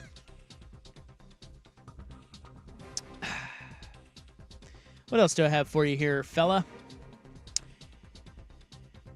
Well, apparently Salina on tornado watch today. Yeah, according to text line. Yeah, there's some tornadoes rolling through. It was just you've seen some of the tornado damage in the Midwest. I saw that big Nebraska one. Yeah. Did you see that story of the so some guy was tornado. There's a lot of tornado chasers. You know, they watch storm chasers. and actually went on a couple of those once. Kind of fun. I have some relatives who do that in the Midwest. Anyway, this guy was storm chasing in this big ass tornado. And all of a sudden he pulls up to this street to park and get a video of the tornado. And it's ripping through this family's property. And out come the mom carrying the daughter. And then the little boy in his baseball uniform. And he's got blood all down his head. And then the dad running behind all three of them. And this guy, it's all on video. It's terrifying. And this guy says, get in the car, get in the car, get in the car. Well, he saved him, got him to the hospital. They're fine. But the boy apparently the boy was picked up and thrown like 25 feet. Because they were hunkered down in their house. They didn't have a basement. They were just hunkered down in like a closet. Yeah. And the tornado hit them directly, ripped the roof off their house and swirled them around like a blender. The video I saw that was going viral was the one of the dash cam of another storm chaser, but the pull from the center was so strong it pulled a semi across the lane of highway that he was on and it like clipped his car and it looked like it was out of the movies. It was crazy. It's nuts, man. Yeah, Salina is having some weather right now. The All-American City. Should check in with the olds, see how they're doing out there. All right, well, now we have nothing else for you. That is in the news, May 6, 2024. The Hot 5 at 5 is coming up next. And, we've got Oregon transfer news. The Blazers make a couple of changes. And tonight in the playoffs, next on The Fan. Victoricos features fresh, authentic Mexican food made from scratch. Hey, it's Dusty, and that's just one reason why Victoricos is my family's go-to when we need a quick and delicious meal. From tacos and burritos to quesadillas and tortas, there's truly something for everyone. Order your favorites now at Victoricos.com. If you love your meals with a taste of exploration, check out the Latin Flavors event at Fred Meyer. Embark on new culinary adventures with vibrant tastes and fresh possibilities with Latin-themed inspiration.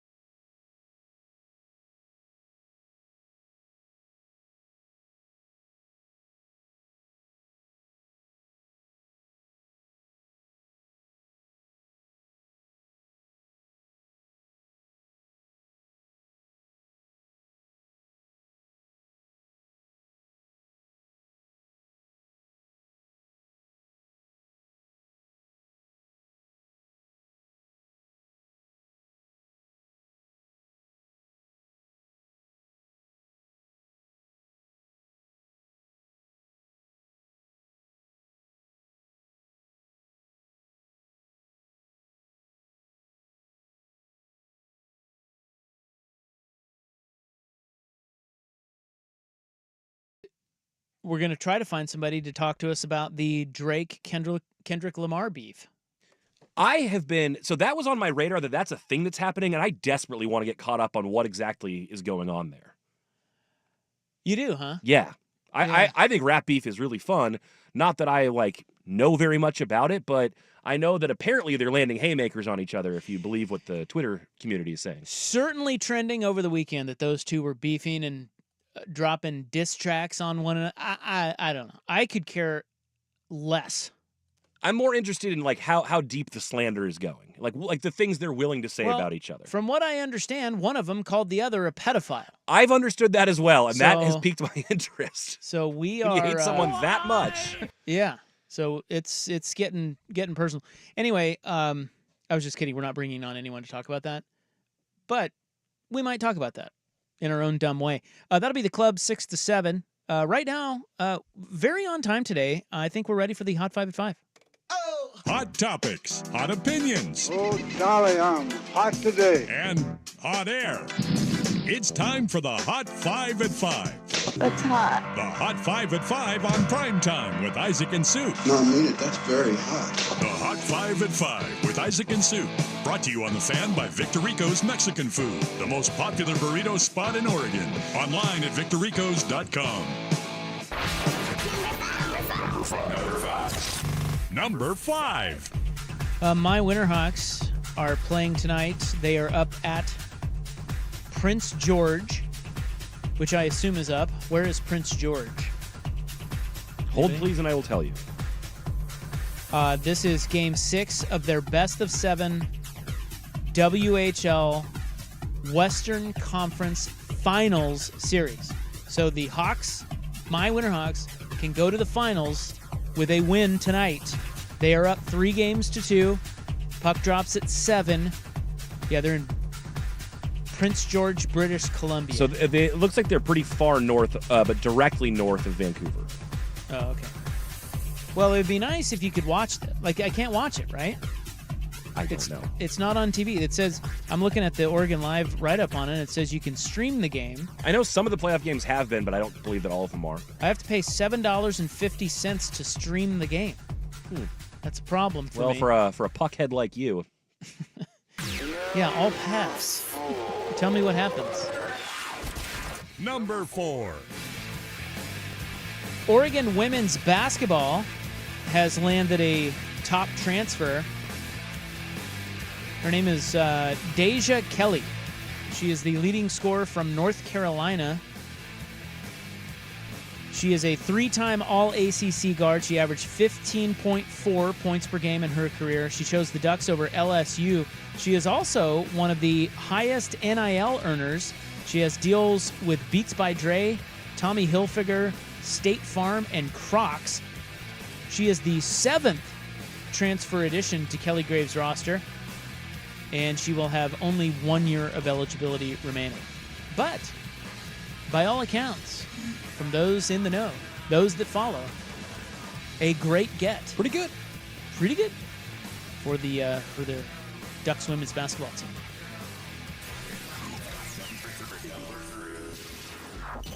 Number 3. The Blazers have made some changes on their coaching staff. It looks like Scott Brooks and Rodney Billups will not return. Rodney Billups is, of course, the brother of head coach Chauncey. Now you wonder how someone wondered how that lottery call goes. How does that call go? Hey, bro, you're done here. Yeah, it's tough. Is that a weird thing, or is it is there more understanding because it's your brother and you knew he wouldn't if he didn't have to, or? I bet it's harder to fire your brother. I would think. But maybe he sucked and he knew it. I don't know. I don't know what Rodney Billups did. I know Scott Brooks. Scott Brooks is good. Yeah. He's out. 3 spots now on Chauncey's staff that he'll have to fill. The Mavericks have given coach Jason Kidd a multi-year extension. He went in 3 seasons with Dallas. He is 140 and 96, and he took him to the conference finals 2 years ago. The Lakers need a coach, so they will not be getting Jason Kidd as he re-ups in Dallas. The reports are that LA is now zeroing in on Mike Budenholzer or Budenholzer disciple Charles Lee. It should also be noted that Budenholzer, Darvin Ham, the guy they just fired, was a Budenholzer guy. Yeah. He was a Bud guy. So I don't know. The Oregon Ducks have landed Alabama safety Peyton Woodyard. So this is a transfer, but he didn't play there because he's technically a recruit. So he's an early enrollee to Alabama. Who never got a chance to play a season there because he wasn't there for a season. Well, he enrolled early. So he said, Nick Saban, I'm going to come play for you. So he was practicing with Alabama in the fall and the winter, but once Saban retired, he reevaluated, and so he chooses Oregon. So what that means is Oregon's transfer class is now number 2 in the country behind Ole Miss. That's according to 247 Sports. So they have the Ducks have 14 guys in all, 6 4-stars and a 5-star. The 5-star is the former Texas A&M receiver Evan Stewart. Come too far together. Stop now. Let's do it. That's it, baby. Shut it from the rooftops. America's #1 fighting force. Number 1. My number one fan. Number 1. Playoffs tonight in the NBA. The Knicks-Pacers series is underway. East semis. Knicks have the early 19-15 lead. Tonight, Timberwolves-Nuggets game 2. TNT at 7. Of course, Minnesota winning game 1, but they could be without Rudy Gobert. Apparently, his lady just popped out a what do you call those babies, kids? First one, yeah. Yeah. So they don't know if he's going to play tonight, which would be big. Searching now. They said he was questionable. And on the ice, we've got Bruins-Panthers game 1, second round in the Eastern Conference. This one will be in Carolina. So that's your night in the playoffs. And the Mariners play. They're playing in Minnesota. That was a good game last night. I actually watched the Mariners yesterday. They are already underway in Minnesota. It's the end of the second. They are scoreless. And no, top of the third now, still scoreless. Yeah, the Mariners can't hit for S. But tell you, they came up big late in that game. Cal Raleigh hit a home run off of Josh Hader last night in the 9th inning, or yesterday afternoon, I guess. And the Mariners won. They came back and won 5-4 and took 2 of 3 from the Astros. Most importantly, they hated and cheating Astros. So the Mariners, good pitching. Maybe their offense will come around. They look pretty good. Julio's still not hitting. There is your Hot 5 at 5. It's brought to you by Victor Rico's Mexican Food, the most popular burrito spot in Oregon. Order now at victorricos.com. It was a great weekend of sports TV and just TV in general. There's a lot going on, a lot to watch. I saw something last night that piqued my interest that wasn't on anyone's radar. So we'll get to that coming up, and our Monday Sports Norts, why Kirk Cousins left the Vikings. It's 5:10. This is The Fan. Yeah.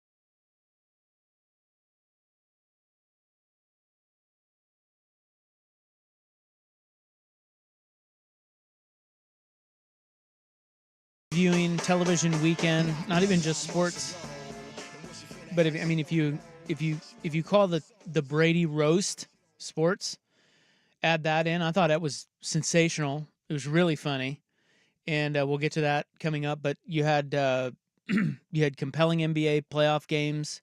You had 2 great Game 7s in hockey. You had the photo finish at the Derby. Golf tournament came down to the wire. Some good baseball. But the one thing that I wanted to pause and talk about was something I saw last night after everything else had ended. I watched the whole Brady roast, which, by the way, it's 3 hours and 10 minutes long. Seriously? Yes. Oh my! I mean, I saw so many of the highlights on Twitter last night, and a lot of them were really good. But I was thinking that was going to be like an hour-long event. That's 3 hours, dude. It's 3 hours and 10 minutes. Jeez, can we get a condensed version? Well, you kind of do. That's what social media is for. I mean, yeah. If you followed on social media, you saw the highlights. Sure. But I would say that watching it somewhat live, I was a little behind, but mostly it was a live event on Netflix. Right. Watching it that way, which is why Dana White was able to take a shot at Netflix on Netflix. Yes, I guess so. Didn't think about that, but yeah. Watching it that way, it was really fun. It was just, it had its hooks in me at least, because Kevin Hart hosted. And I don't know how anybody feels about Kevin Hart. I think Kevin Hart is really funny, but I also think there's too much Kevin Hart in the world. He's in stupid movies and he's in commercials all the time. It's like less of Kevin Hart is better, but he's really funny, particularly in a setting like this. He was the host of it, and I thought he was great. And I mean, that's his original wheelhouse, right? Oh, dude, yeah. So. Well, insult comedy, does he do maybe not insult comedy, but owning the stage and doing stand-up type. Yeah. Dude, he's legit. Not just the acting roles and the commercials and whatever. I mean, you tell me Jeff Ross is involved, which he was, is. Yeah. I know it's going to be a decent roast. I've seen that guy roast a ton of different people. I even saw him in San Francisco once, and he took volunteers to get roasted from the audience, and so one of my buddies went up and got roasted by Jeff Ross. Oh, that'd be fun. Yeah. Ross is great. He's great at it. And they had all the usual suspects. I mean, it was all this to say, Kevin Hart comes right over the top, right out of the gate as the host of it, and just starts trashing Brady. And it was like, oh, damn. And so from that point on, there was at least, I didn't count them, I think there were 10, maybe more people that came up to the dais and started ripping on Tom Brady. Probably more than 10. Yeah, 15. someone said like 15. Yeah, there's maybe like 15. But it was so fun to just, because you didn't know they didn't put a schedule on there or anything. You didn't know who was next. Some of them were surprised. Some of them were just sitting there. So it was really fun to just, okay, who's next? Who's next? Who's next? And before you know it, 3 hours is up and you've watched every one of them. We'll get to that, but and we have some audio of it too, for those that missed it or won't watch it. But have you ever seen so this was after the roast, I'm flipping around, have a little bourbon in hand, and pretty much everything's over for the night, and I hit Origin Sports. Have you seen the Origin Sports channel? I've never even heard of it. I probably have it on something, but no, I don't know what that is. So it's a channel that has popped onto my DirecTV stream channels. So I get I'm a cord cutter, but I get DirecTV stream as quote unquote cable. It's just a lot cheaper. That's what you're ESPN and all that. You get their programming essentially. Yeah, exactly. So they've got a bunch of channels on there. One of the new channels is called Origin Sports, and it's oddly fascinating because all it does is play old football and basketball games. I'm sure there are other sports on there. I haven't checked it enough to find out. Every time I've flipped on it or seen on the guide, it shows it's got old football or basketball games, and then when it goes to breaks, it doesn't even have commercials. It just gives you aerial shots of stadiums all around the country, which is actually mesmerizing in and of itself. So I watched one. I told you guys I watched one a couple weeks ago. It was the Kansas-Syracuse National Championship game in the NCAA tournament when Carmelo Anthony beat Nick Collison and Kirk Heinrich and those guys. And it's a really fun thing to go back and watch depending on the game. particularly if you've seen the game in the first place, because you have a memory of what happened in that game, but it is nothing like what actually happened in that game. And it's really a fun exercise to go back and watch some of these games, and they're condensed versions of the games, but they show you most of the plays, and you can sit and watch and go, oh my God, I don't remember that happening, or I don't remember that happening, or my God, how bad was that guy? Well, last night they had all that said on the guide was Herbert versus Wisconsin.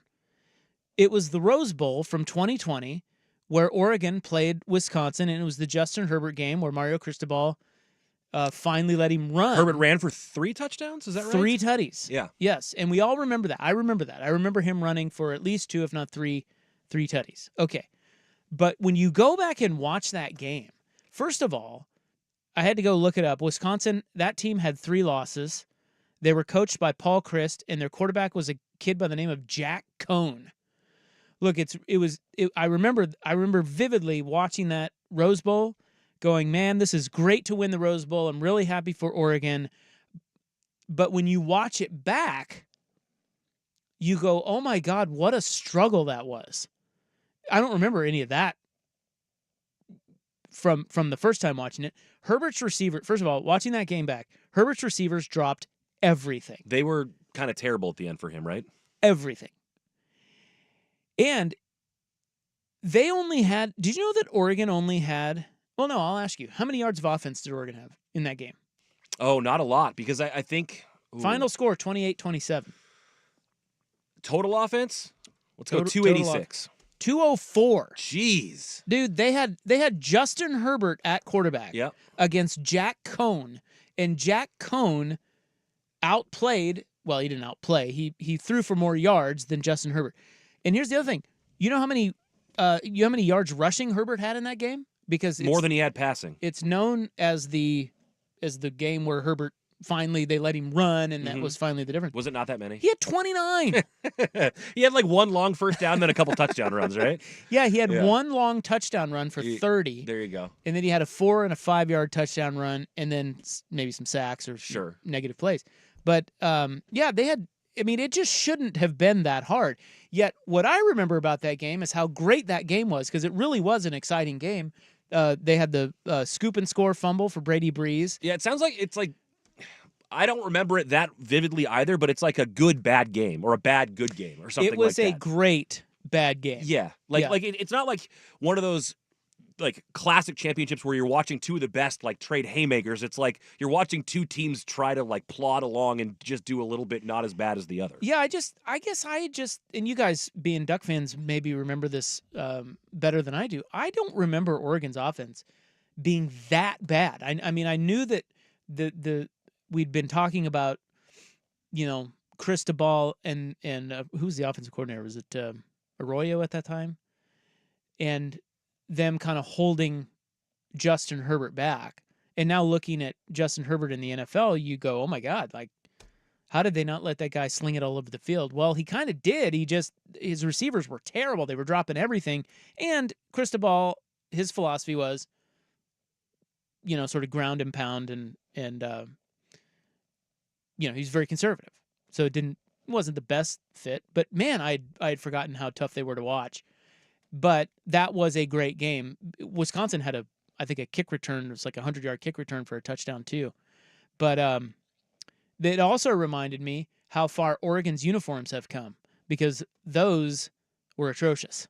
Those were back in the crooked number days. Yeah. And it wasn't that long ago. But because there have been, I mean, they change their numbers or they do a full uniform turnover every 3 years because they want to be able to market that you can come to Oregon and then you can end up playing in a jersey that you yourself can contribute to designing. That's part of the deal. But so that iteration, those numbers were large and robotic and awful, right? Yes. Yeah. And the color was ugly.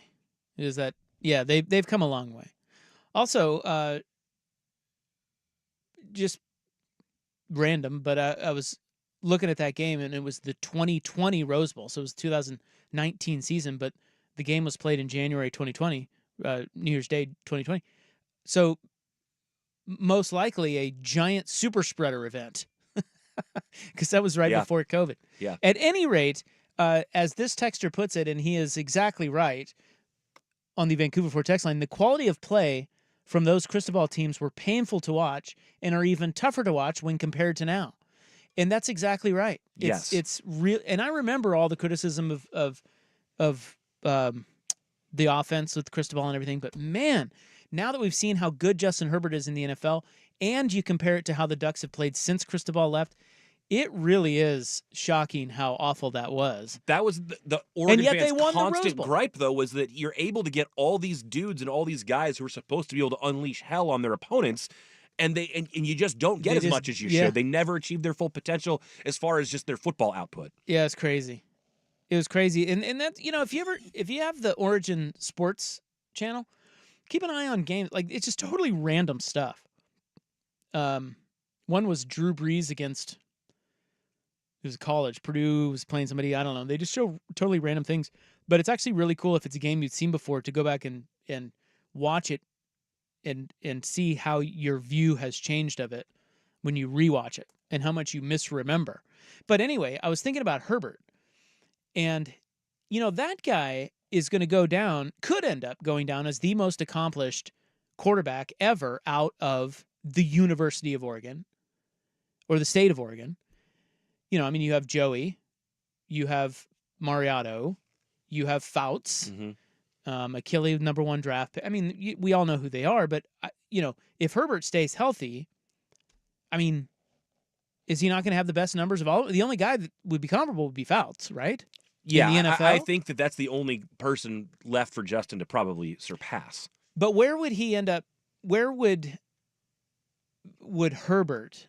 Where will he end up in the pantheon of Duck quarterbacks? Lower than most of those guys. Yeah. Because of the restraints that Cristobal had on him, it seems. Because his college career wasn't that. It just wasn't. It wasn't as impressive as his talent level. Yeah, because they were 4-8. Because they show him. Tom Rinaldi's out there interviewing him after the game, and he's crying. And he's like, "Oh my God, 4-8 to this is just unbelievable." And he's bawling. I'm like, "Oh my God, I forgot they were 4-8." He was there with Helfrich, right? Yeah. And so, yeah, because he had 3 different head coaches in his time there. I think he had 4 different offensive coordinators in his time there. So he just kind of gets it. You know, as great as he is in the NFL, and he's excellent. He just kind of his Oregon career kind of gets lost in the shuffle. He doesn't have that big moment, even though he won the Rose Bowl. Joey's moment winning that Fiesta Bowl is way bigger. Oh, that was that. Because that was also like that wasn't a matchup like this. That was a 2 versus 4, right? Against Colorado in the Fiesta. 2 versus 4, like ranking. Yeah, because they thought that Oregon should be playing in the championship game, and they would have played Miami. And then Mariota, I mean, he's probably number 1 in the pantheon of Oregon quarterbacks because the fact he won a Heisman by a landslide, and then he played in played in almost won him a title. But so he's probably number 1 just based on his Oregon career. But Justin Herbert could end up being the most accomplished of all of them by a lot. Yeah, and still is just maybe it's his quiet nature or how his career played out with the different coaches and in the offenses. But he, I don't know, It's just weird, his place in Oregon history based on all that stuff. Well, and it's strange when you get to see it exactly as it played out through the identical lens without just kind of the warping of how your memory recollects everything happening, and you get to see it in its true form again. You're like, whoa, it really was like that. Yeah. If you could go back and watch one Oregon game, if Origin Sports was going to play one past Oregon game and you could watch it, which one would you want to rewatch? I don't think it's that close. I think it's the 21-3 comeback erased against Jim Harbaugh's Stanford team. That game was an absolute party.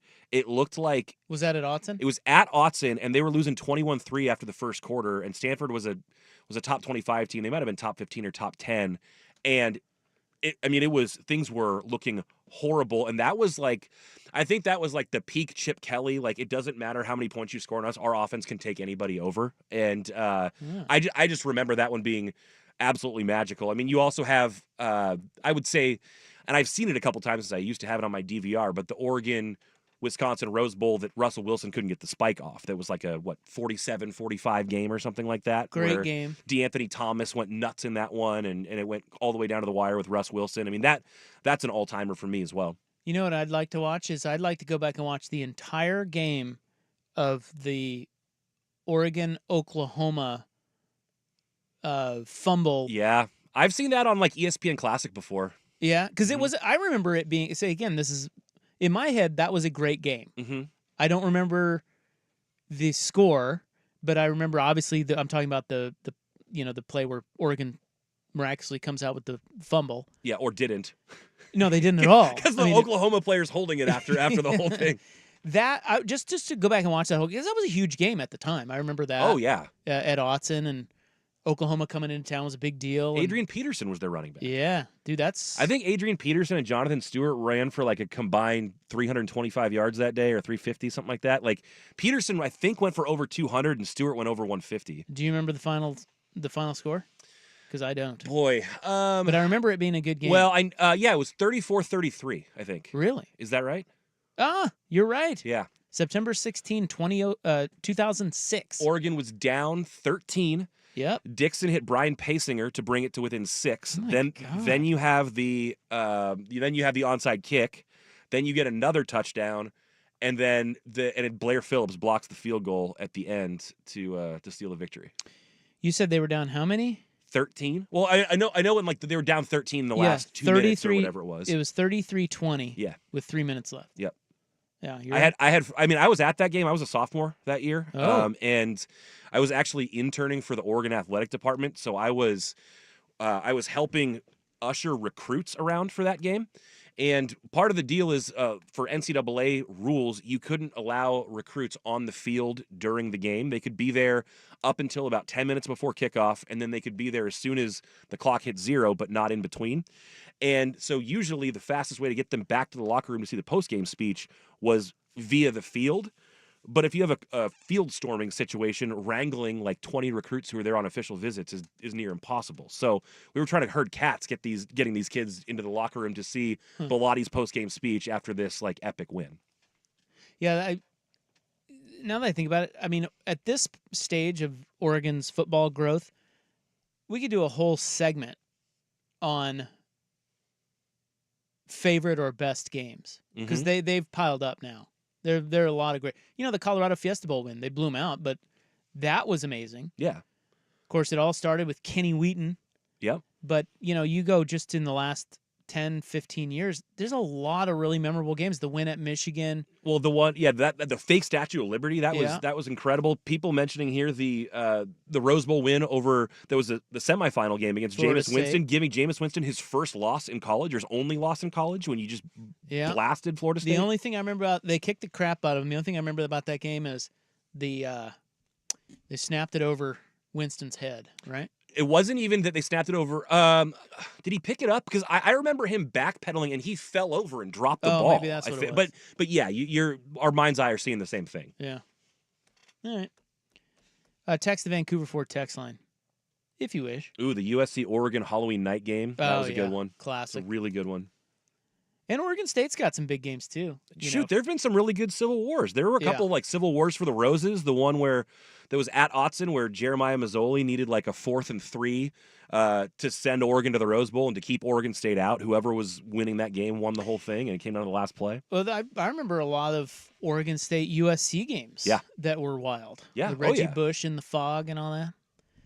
All right. Well, anyway, I saw that on Origin Sports, and Justin Herbert in that Rose Bowl, and that game was terrible. Well, it was a good game. It was a fun game. But it wasn't great football. Like, here's bottom line, don't ever go back and watch Mario Cristobal's offenses at Oregon. Jesus. Even with an NFL prototype quarterback. Sometimes they could abuse people in the run game, but even that got painfully stale and vanilla. Right. All right, we'll get to Sports Snorts and the Brady Roast coming up. Here's Buck. Now,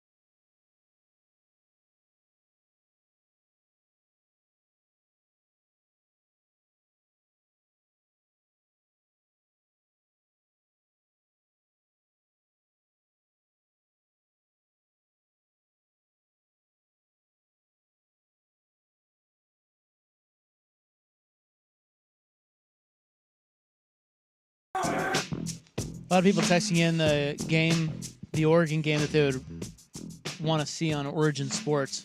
They had Justin Herbert Rose Bowl victory on last night. I really like that bowl game when the Ducks were up 30 or something at halftime, then they couldn't stop anything and ended up losing. Yeah, I remember that. TCU. 31 points, I think. Wasn't that Cristobal? TCU?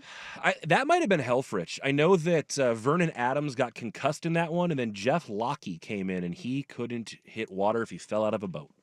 It was really bad. I remember Gary Patterson changed his shirt at halftime, and that was a big story because, well, it changed their luck, apparently.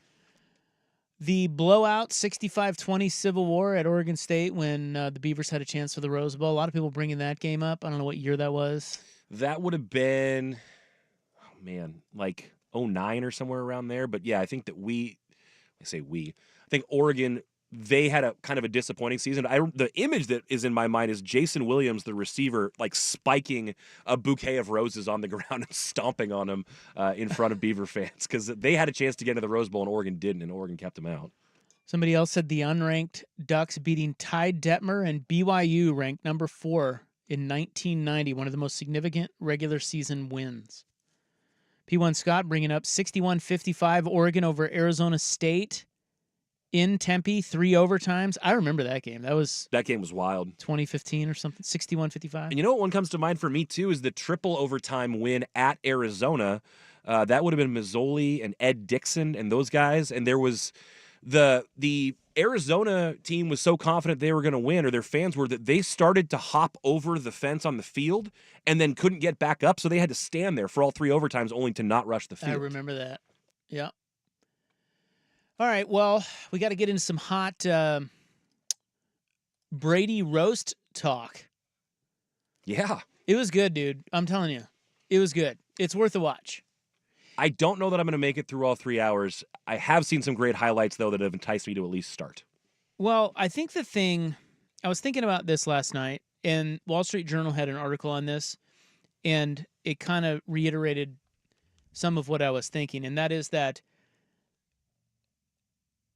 the Patriots specifically and all their championships, in the media, all those guys were so bland. Belichick ran such a tight ship, and he wouldn't say a thing, and Brady was so polished and deflective.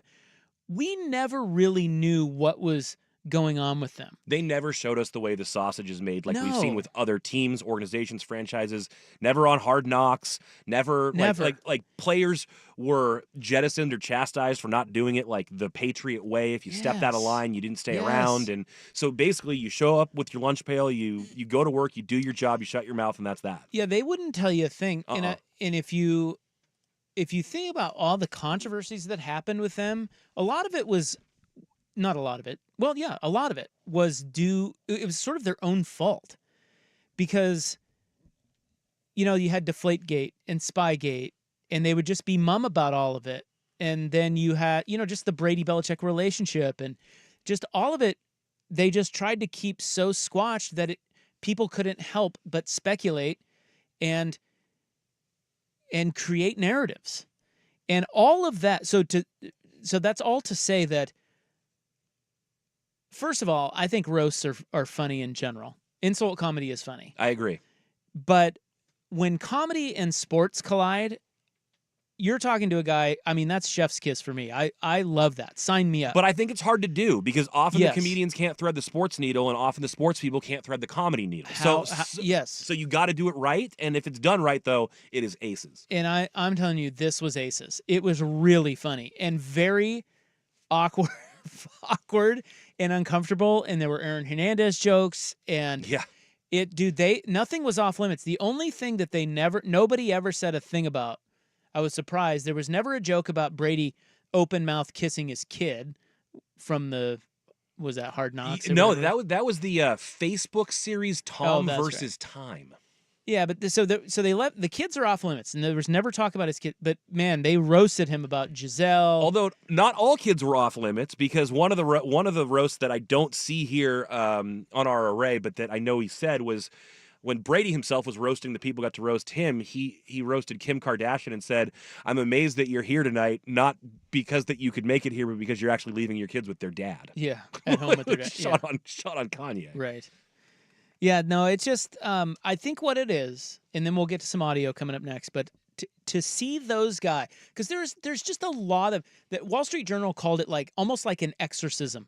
It was like closure for us because there's so many unanswered questions. What does Tom Brady really think about Bill Belichick? What does Bill Belichick really think about Robert Kraft? They had a shot together, but clearly there was tension. Like it was everything, because that group has never really all come together and spoken about what all went down. And now that it's over, Belichick was just fired. That wound is fresh. Mm-hmm. He showed up. He was great. The documentary that he was pissed about only came out several months ago, mm-hmm. So he's, Robert Kraft was there. He was all housed. It was, I just think it was almost therapeutic for a lot of sports fans because there was a lot going on with the Patriots. They were in the headlines a lot. It was a very interesting dynasty. Not all dynasties are interesting. Are the San Antonio Spurs dynasty, was that nearly as interesting as the Patriots? It wasn't. No. It just wasn't. I think that two things are at play, too. The fact that you have time from when Tom played with all those guys in New England. Like, there's enough of a gap now that those guys can all kind of bust each other's you-know-what, so to speak, just because of the time that has passed, even though it's fresh for some people like Belichick. And then additionally, the fact that it's just comedy. Like, you can't just get together on a sit-down with, Graham Benzinger and talk about all these things. You need the forum of a roast for all this stuff to be able to come out, because no one's just going to say it straight-faced to somebody who works for The Athletic or who's doing a sit-down. No, it's very true. It was a format that allowed it all to be talked about. And it was glorious. And look, all the key actors were in the room, and they were all joking about all the uncomfortable stuff that the world jokes about regarding the Patriots. It was perfect. Gronk was there, Belichick, Brady, Kraft, Edelman, Randy Moss, and then a bunch of other comedians who were great. And for whatever reason, the fact that it is in a comedic forum, some of the stuff that might be out of bounds or that might get someone eviscerated on social media, like you can't say that in today's day and age, you get a pass because it's in a comedy format. And that's where I thought one of the more interesting dynamics of the whole thing was Drew Bledsoe was up there. And we all know Drew Bledsoe is still to this day got to be just livid. He doesn't like Tom Brady. Dude, Tom Brady took everything that he worked for. And that dynamic had never really been seen or covered since it all went down, and yet they were up there roasting each other. Dude, it was great. So we have some audio. We'll play a little bit of that when we get back. It is 5:48 on The Fan. It's time for a Ducks Report, the inside story on Oregon athletics. Brought to you by Mods PDX. The future of building is here. Well, we're going to stick with women's basketball, and that is Deja Kelly, the leading scorer from North Carolina for each of the last 3 seasons, has chosen the Ducks. She is transferring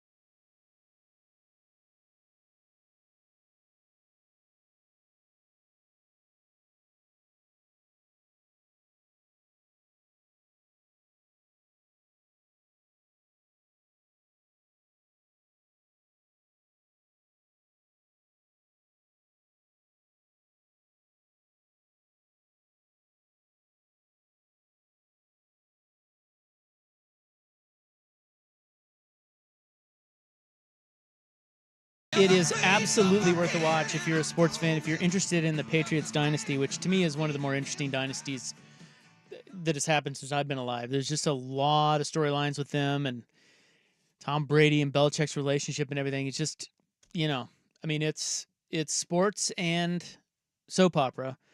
Those guys were all there. They were all roasting each other rather uncomfortably at times. It was vulgar. It was hilarious. Kevin Hart hosted it. He was great. And they had a bunch of other comedians up there. It was just, it's 3 hours, 10 minutes. It's on Netflix. And I mean, I loved every minute of it. The worst guy on there was Randy Moss. His set kind of, it didn't come across as well as. Yeah, I saw, he seemed a little like, he was like a little try hard with it, yeah, kind of. And his best dig was kind of like, you couldn't have cheated when I was here. And which was like, yeah, it's all right, but it's not exactly like top rope stuff like some of the other things you heard. Yeah, his bit was all, hey, give me one of your rings. Like I was with you for 3 years and you win all these rings and I didn't get one. But I don't know who writes that stuff for those guys. Like Drew Bledsoe's was really good. But clearly he didn't write that. I mean, it was really, really, I mean, maybe he did, but I mean, it sounded. That's the thing. I don't think we can assume that any of the athletes wrote their own stuff. They may have had insight or things they wanted to bring up or like what's some dirt, and then they had someone help them write. I don't know how that goes, but there's no way that all those people had all their own material and it landed the way it did. A fun fact of the roast is that, and this was in that Wall Street Journal article I was referring to, Tom Brady was the executive producer of that thing. So he, their point is he knew it would be good for him and his brand. He knew that would, a lot of people would see that. And he got Kevin Hart to be the host, and Kevin Hart apparently had a say in, who were the surprise guests versus who was there sitting next to Tom. Surprise guests were Ron Burgundy was there calling him Eli Manning's bitch. Bill Belichick came out as a surprise guest. Peyton Manning, Ben Affleck, who was kind of weird. But to me, there were two roasters that stole the show. And it was hard to steal that show because there were a lot of comedians there's comedians on there I'd never heard of that were freaking hilarious. I almost pulled it for today, and I wasn't sure how much of it we could actually air because, like, there weren't any of the magic words in there so much, but some of the things, this guy, I think his name was Hinchcliffe or something like that. Guy. He was great. Fire. It was so good. But I've never heard of him. They said he was like the #1 podcaster in the. I don't know. Never heard of him, but he's a professional comedian. He absolutely was. He was great. And there were a lot of people like that. There were two that stood out to me. One, Drew Bledsoe was excellent. I don't know who wrote it. It was really good. But the top two, one was Bill Belichick. I mean, Belichick surprised everyone. The audience didn't know he was going to be there. And when he came out, he had the most, and he was smiling the whole time. Belichick actually, albeit dry, is actually kind of funny. And his set was really good. And he got a standing ovation. Bill Belichick was fantastic. But the other one of the professionals, A+++++, the best one, if you're going to watch anyone roast Tom Brady, it's Nikki Glaser. She is a comedian. She probably knew the least about Brady and football and all the crap that was, but she was absolutely hilarious. And to me, the real comedians shine on a night like that because you see them up next to meatheads like Gronk who get up there and just Gronk's was funny, but it was wild and he was off the rails. So a little bit of audio. Here's a taste of what Glazer sounded like. Tom also lost $30 million in crypto. Tom, how did you fall for that? I mean, even Gronk was like, me know that not real money. Like, Gronk got a lot. I tell you what, after Brady, Gronk got the most crap for just being a dumbass. He seems like such an easy target, and like he'd be the hardest to ruffle feathers with. Like it's all about him being a big dumb animal. Like it's not. That's kind of one note, isn't it? With Gronk, that is. But when they panned over to him, a lot of the time I don't think he understood. he didn't get it. Why is that funny? He's that dumb. Who else here? You've got some Bledsoe there if you want it. I do. I do. Okay, here's a little taste of Drew Bledsoe. Buddy, you have more rings than I do, but I've experienced a couple things that you will never experience. The feeling of being the #1 overall draft pick in the NFL. And a 28th wedding anniversary. It was yesterday. That's fantastic. And he's like, no, I'm serious. It was yesterday. Love you, babe. Now, the text line pointed out that Drew Bledsoe did an interview today, and he said that he did work with writers, but it was mostly all of his own stuff. So they probably wrote with him, like, helped him with delivery, like, what are the things that you want to say, and here's how we polish it up. But dude, that's even better to know that. Because his was really good. And then I guess you mentioned earlier maybe that the Tom Brady's kids were off limits. I guess Nikki Glazer was on Howard Stern, and she said all the comics agreed beforehand they weren't going to talk about Tom's kids. Yeah, and with him being the EP on the whole thing, it may be that Tom said you can't talk about my kids, or you're not coming. Well, I tell you, Tom, I don't know what. Well, you haven't watched it. He's clearly thin-skinned. There is just no doubt about it. He gets, even in the clips I saw, he gets a little squirmy. Yeah, he's squirmy, and he does that fake smile where it looks like he knows he needs to just put on a smile because it's a roast, but he's clearly pissed. He handled it pretty well, but I would say the end when he gets up there, because obviously everybody roasts him, and then at the end he gets the final say. When he got up there, his was pretty biting, in a sense of. It was like Tom Brady for the first time letting his hair down saying, I hated all of the critics and I'm really pissed about all of it and F all of you. It was like, and of course he had some drinks, but he kind of just did the double bird. F if you think I was bad, I think all of you are bitches too, kind of a thing. Yeah. Yeah. Here's a little bit of his bit at the end. Well, I don't want to get the NFL too upset. I'm trying to buy a piece of the Raiders. I'm tired of owning just the Colts and the Bills. So, here's okay, so the one time Brady got mad was when Jeff Ross made fun of Robert Kraft. And I got to tee this up because the front of the clip doesn't give context to what he's saying, and it's Ross telling the story of Brady after being drafted, telling Robert Kraft, I will be the best decision you ever made. So that's the best decision your organization has ever made.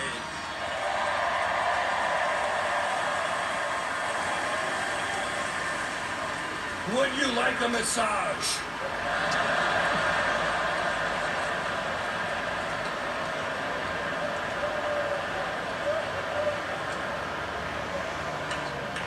I love Robert Kraft. I love Okay. Yeah, that one got a little weird because that's the only time in the whole thing that Brady got up and said, "Don't ever say that S again." He got up, walked over, and spoke into the microphone that Ross was using. Don't say that S again. So yeah, I was wondering if that was like real or part of the bit. Like, why would that be so cutting? I don't know. I guess he's just protecting Kraft. Maybe he didn't want a lot of Kraft. I mean, there weren't a lot of people ripping Kraft. Yeah, I'll tell you that. Which, I mean, there should have been Orchids of Asia jokes aplenty, right? Yeah, so I thought there weren't actually. So maybe that was part of his thing as the executive producer, is like, hey, kids are off limits and so is my old boss. Yeah. I don't know. I guess, well, we all know, I guess it's no secret, Brady and Kraft are very, very close. Yeah. So, okay, it came down to this. This was the end, and then we'll move on. But, I think the cool thing about this roast was it's a sports story that a lot of us needed to hear from all the players in the story. And this was the moment that they did that. And the biggest of those stories is Brady and Belichick's relationship. And here is what Belichick said. Come on, Rob! Whoops. Misfire. Here's what Belichick said. People have said that Tom and I butted heads a lot. And in a way that was true, but not really. It was hard to butt heads with Tom because he was so far up Alex Guerrero's ass. Alex Guerrero's the trainer guy. The TB12 method, yeah. Yeah, who's just a weirdo. And then, well, that was the whole deal. If you don't remember, he needed access to the facility, and Tom was demanding that he have that access, and nobody else on the Patriots did. And it kind of got all Barry Bondsy with like Tom gets special treatment, and Bill didn't like it, and Guerrero was at the center and all that. So the question is, who gets more credit, Belichick or Brady? Here's what Bill said. For all of you out there that think about who's responsible for the Patriots' success during the time when Tom and I were there, was it Brady, was it me, was it Brady, was it me? In reality, the truth of the matter is, It was both of us because of me. Which I thought was a great line. And it's kind of right. You know, it's like that's the other thing about this. There's like a tinge of truth in every little dig. That's why the forum matters so much, because people aren't going to say those things outwardly, not as a joke to like a reporter. Right. And then so Brady retorts, and here's what he said at the end. I'm out of the game for a minute, so I'm curious. How many Super Bowl rings have you won since I left? Maybe it's not just the guy on the sideline. When I go to the Indy 500, I don't ask the winning driver, hey, who gassed up your car?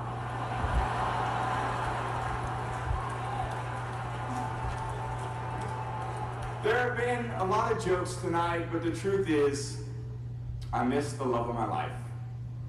Football. Aw. So he's kind of making fun of himself there. Saying, Giselle, but not really. It's football. So it was really good. You guys should watch it. It's on Netflix. The stars, I thought, were Bill Belichick and Nikki Glazer, but a lot of them were really, really, really good.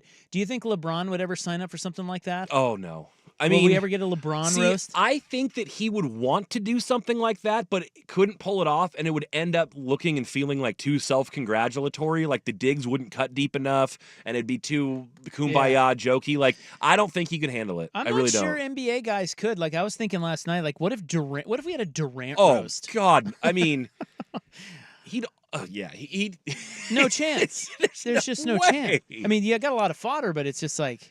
Or Harden, or one of those bros. Those guys are there. already so damn sensitive. For a roast, you do have to be well respected, right? Like that, it really has to start there because you can't have been shamed. Like I was thinking of like Barry Bonds or Lance Armstrong. Those roasts would be fantastic, but they're not as well respected guys like Brady, and Peyton Manning's already done his. Who would you want to see put up there if you had your druthers? Yeah, I'm trying to think of who the people are who we'd want to see that we know enough about, like what punching bags would be good. I think Awful Announcing put up a list. I'm looking for it now. They had A-Rod on there. That'd be good. They had the other A-Rod, Aaron Rodgers, on there. That would be great if Aaron Rodgers would sign up for that. Kevin Durant was on their list. Travis Kelce, would he be good? Probably not. Yeah. It's like putting Gronk up there, right? Exactly. It's more Gronk. I was thinking of, well, would Pop? Ooh. Would Pop be good? That could be good. Because the thing is, you need somebody, like you couldn't do someone like Steph Curry, like because there's not enough like maybe bad stuff there. Like I feel like you need somebody that enough people hate, enough people like, and Popovich maybe is that way. I'm trying to think of what other coaches could be up there. But you're right. You do need some, like that's why Tom Brady was such a good because he was a great villain. Oh my God, a great villain. And there's a lot of bad stuff. So a lot of people attached. had crap to talk. Yeah. Yeah. There's a lot of different avenues you could go down. All right, I'll think about that. That's a good question. Who would you want to see up there? Text the Vancouver Ford text line. We'll move on to the club next on The Fan. Right now at 7-Eleven, get a big bite hot dog and a large big gulp drink for only $3. It's the kind of big meal that'll make you feel like a big deal. A big shot, a BIP. That's big important person. You could be top dog with a hot dog, a big wig with a big gulp. Stop by 7-Eleven and grab a big meal deal for only $3 with 7 rewards. But don't get a big head. Valid through 1/7/25. 7-Eleven has the right to end this promotion early. All rights reserved. Plus tax. Participating U.S. stores only. See app for full terms. Your roof. It protects you and your loved ones. So when you need to replace it, you want the best. Sawtooth Roofing is Portland's most trusted roofer, and every install comes with a done right guarantee. That includes a 50-year product warranty and 50-year workmanship warranty. Call 503-258-8017 to be sure one of your estimates is from Sawtooth Roofing. Call 503-258-8017 today for a free estimate, or visit sawtoothroofing.com. Our most important roof is yours. Big Souk here for the Big Ford Store, Vancouver Ford. Locally owned and #1 in customer service for, get this, the 7th straight year. Their certified staff is ready to get you in the ride you're looking for. Vancouver Ford isn't just my hometown dealer, it's the dealer I send my family and friends to because I know they're going to be well taken care of and you won't find a better deal, period. Vancouver Ford is proud to represent my hometown and I'm proud to stand behind them. Find them right off Andreessen at SR 500 in the heart of Clark County or online at vancouverford.com. What's old is new again. Stanford's fan favorite happy hour is back and better than ever.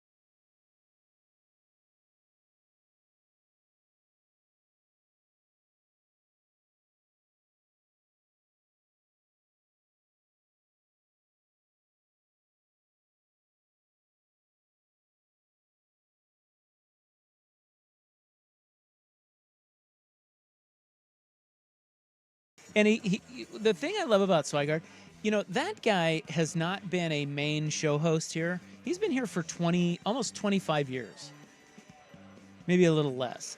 And he, and I mean this in the nicest way, he has not been a major day part show host, but he has been an executive producer. He hosts the golf show. He's behind the scenes. He's the assistant program director. He is the fan. Like he's got his hands in everything around here. And you just don't normally see that guy be a beloved personality like Swigard is around here. Yeah.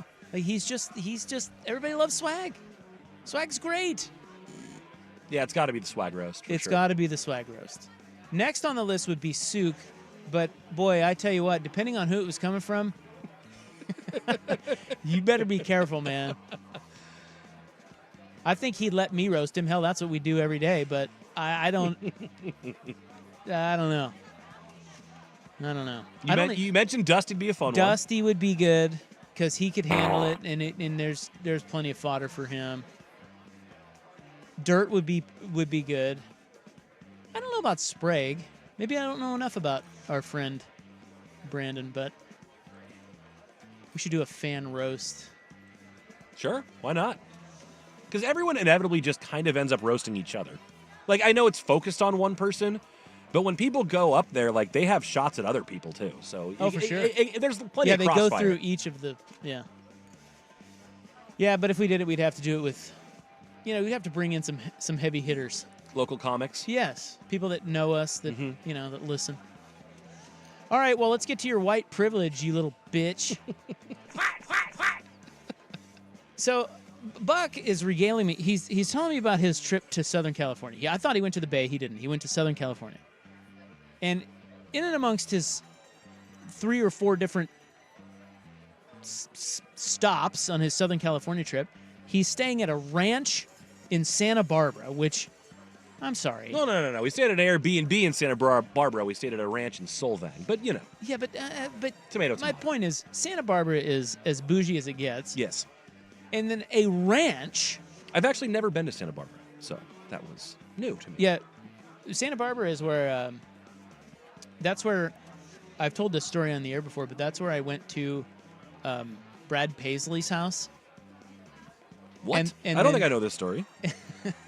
And then we went down to his bar, and he was slinging drinks at his bar in Santa Barbara. Yeah, I definitely don't know this story. Well, I have a friend who lives in L.A., and at the time, he was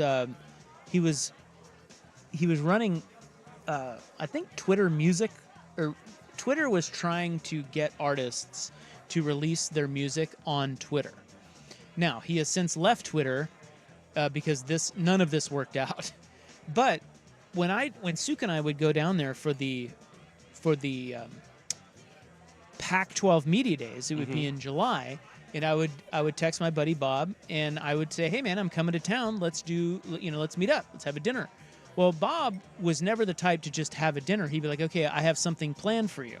He would always plan something really fun. Like one time, we went to the premiere of a documentary that ended up winning, I think, Best Documentary, called "The Act of Killing." Oh wow! And Oppenheimer, the guy who did it, was there doing a Q&A. He took me to that, and that was really interesting. And then there was one other time where he took us to there was a EPL soccer game being played at the Coliseum. He took us to that. And then another time, good to know Bob, huh? Bob. Bob's connected. He's an LA guy, and one time he said, "Dude, I'm gonna pick you up, and I'm not gonna tell you where we're going, but trust me, it's gonna be great." I'm like, "All right." I like that kind of plan. Yeah, so I'm like, okay. Well, I get in his car, and we drive to Santa Barbara, and we're driving up into the hills of Santa Barbara. And that's not a short drive, right? I mean, from LA to Santa Barbara, like with... I don't think so. Yeah, no, an hour? Like I don't know. Plus, maybe. Yeah, Something. with the traffic and whatnot, yeah. And we get out of this really nice house, and we go in, and he is greeted by Brad Paisley. I'm like, holy crap, we're at Brad Paisley's house. Well, it was actually a media event for people. Brad Paisley sits in a room. I guess a lot of artists do this. where they have these little private events. He happened to hold it up at his house, but there was 20 or 30 media members there, and they sit and they listen to his new record. Okay. So he sits up there and he's on a microphone and he talks about what, Sounds almost like a soft open for a restaurant. Yeah, and you're trying to get the media you're sucking up to the media. Hey, you play Getting my people's record. attention. Yeah. Like, be prepared for this when it comes out, so you have a nice thing to say. Yeah. Well, Bob was meeting him to talk to him on the side about releasing the record on Twitter. Okay. Which didn't end up happening, but he had his own little thing with Paisley. I was not privy to any of that. I just was there and was just hanging out at the bar talking to people. But anyway, afterwards, Paisley invited everyone down to. By the way, great dude, Brad Paisley. He invited everyone down to. He owns a bar in Santa Barbara, and we all roll in there. Well, not all of us, but maybe 15, 20 people roll in there, and Paisley just gets behind the bar and starts slinging drinks. Why not? It was great. Sounds Great great. night. But Santa Barbara, that's when I haven't been to Santa Barbara much at all, but that's when I realized, Santa Barbara is like, it's for the nice. wealthy. Like there's no like. If you have he just like comes LA, down the hill and rolls into a bar and starts bartending. I mean, yeah, if you have like LA money but want to get out of LA, it seems like the type of place to go. Like it's really nice. Really nice. And I visited there once for a day to visit UCSB when I was like 16 years old but did not get in there, so did not visit ever again. And too dumb, huh? Yeah, that's right. My GPA wasn't high enough. But the only reason we ended up in Santa Barbara really was because we had an invite to this friend's uncle's beach house at the beginning of our trip, and then we had to bridge 2 days before meeting our family at this ranch, and it was like, well, what should we do with our 2 days? And we thought that we hadn't been to Santa Barbara. The toddler loves the beach, so that made a lot of sense, and it kept us local to where we were going to end up. Yeah, and then you go to a ranch, and That's you're right. meeting at a ranch, which insinuates wealth and privilege. Sure. But now, so then he's telling me all this. Buckley's telling me all this. Some of it on the air, some off. And then he says, but not to throw myself under the bus here, but here's more white privilege, because we were talking about the Kentucky Derby. He said, I've been to the Royal Ascot. I'm like, well, what the hell is the Royal Ascot? It's the British Kentucky Derby? Yeah, it's their version of it. I believe it's been running for longer than we have been a country. I think it goes that far back in time, and but basically it's their event like that. And I had one of my college friends was living and working in London after college. He was there for 4 years, I think, or 5 years on a work visa, and he was always lamenting that he was coming back to the United States for people's weddings and trips to visit family, but no one ever came out to London to visit him. And we're like, well, maybe we should try to do this. I think we were 25, 26, something like that. And we said, well, let's do it around an event. Like, should we come out for Wimbledon? Should we come out for a Premier League game? Like, if we're going to go visit our buddy, it's going to be a free place to stay. He's got a flat with some room. So, like, take that cost out of the equation. It's basically wait for a cheap flight, pull the trigger, and hope that you can get it surrounding an event. He said, you guys have to come for Royal Ascot. It's better than any of that other stuff that you mentioned. It's like England's Kentucky Derby, but maybe even more posh, so to speak. And I was like, all right, that sounds cool. Well, yeah, but we like, know how stuffy the British are. yeah, I'm like, so what do we have to do? He goes, well, you can't just buy tickets. And it's a little bit like, I don't know that it's like the Masters. There's not a raffle, but you have to know somebody who has been before that can recommend you. And then you have to go through your consulate to get approval to go. You can, like, they'll only sell tickets Oh my God. to the general public, to like British citizens, like UK citizens. And so we had to like write a letter to the US like through our consulate in England, applying to be considered for tickets. And then they said okay, and then they still wanted, like, you needed a letter of recommendation from like a pillar of your society. So you had to I had to get a letter from somebody that said, yeah, Ryan would be a great candidate to attend this event.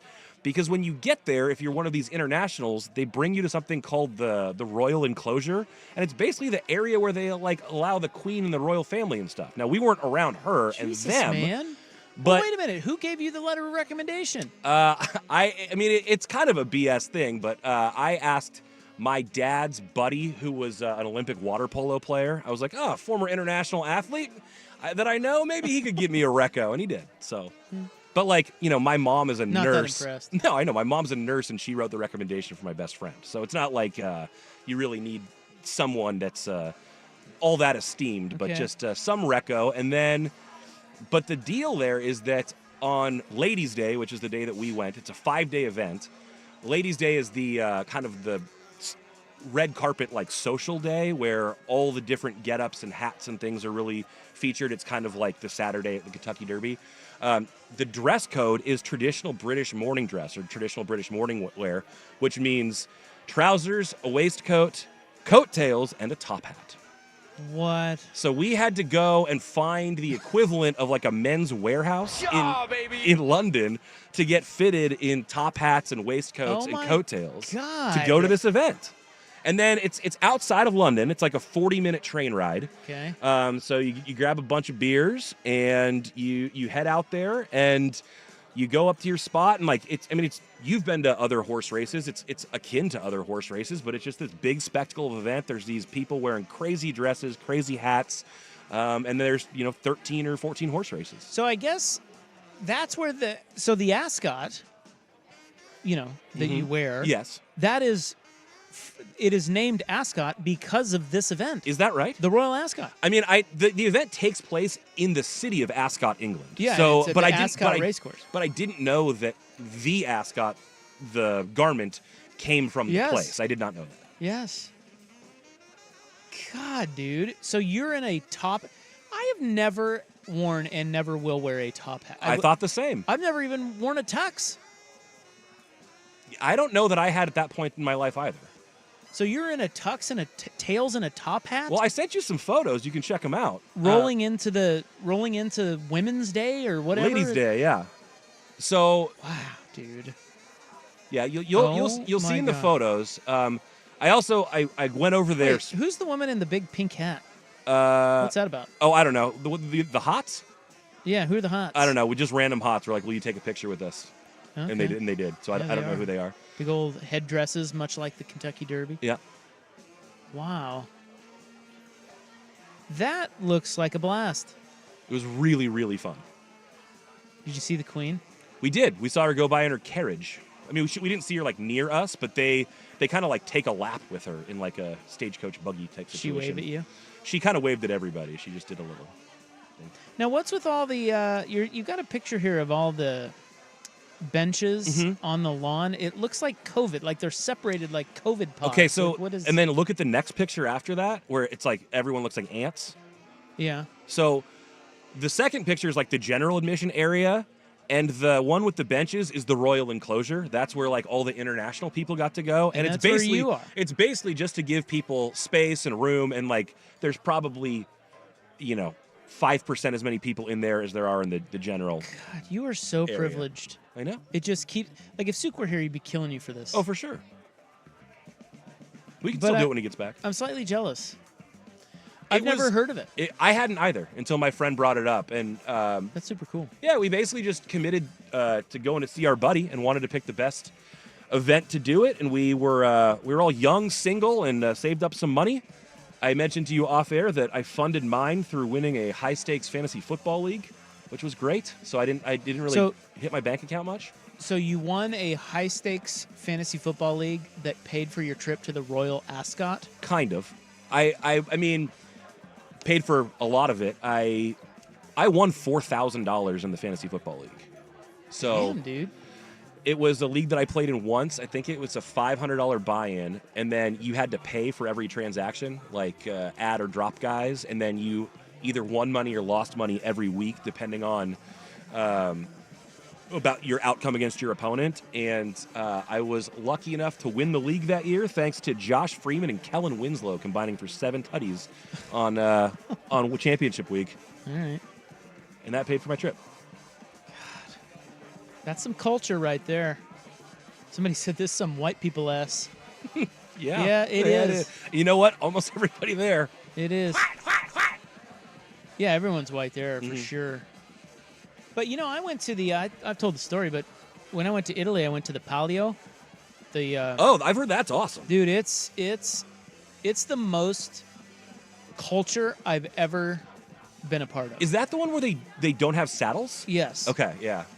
I'm trying to oh yeah. It's Palio. It's in Siena, Italy. And dude, it is wild. The only way I can describe it, look at the pictures of it. Well, I can't really describe it. I would just tell you to watch the documentary on it. There's like a 45-minute, maybe an hour documentary on the Palio di Siena. It is freaking wild. Like, it's corrupt. There's bribes. The riders will fall off the horse. The horse can still win the race. Just keep going. They have some areas of the. Can riders contact each other? Can they kick each other off the horses? Yeah, yeah. They battle, and then you have. Like, some areas have mattresses on the side because it's just too dangerous. The turns, the horses slide into them. But it's in the city square, so they clear out the city square, and there's just, I mean, I don't know how many people were there. Thousands upon thousands, tens of thousands of people, all just housed. And dude, this means everything to them, this horse race, and I mean everything.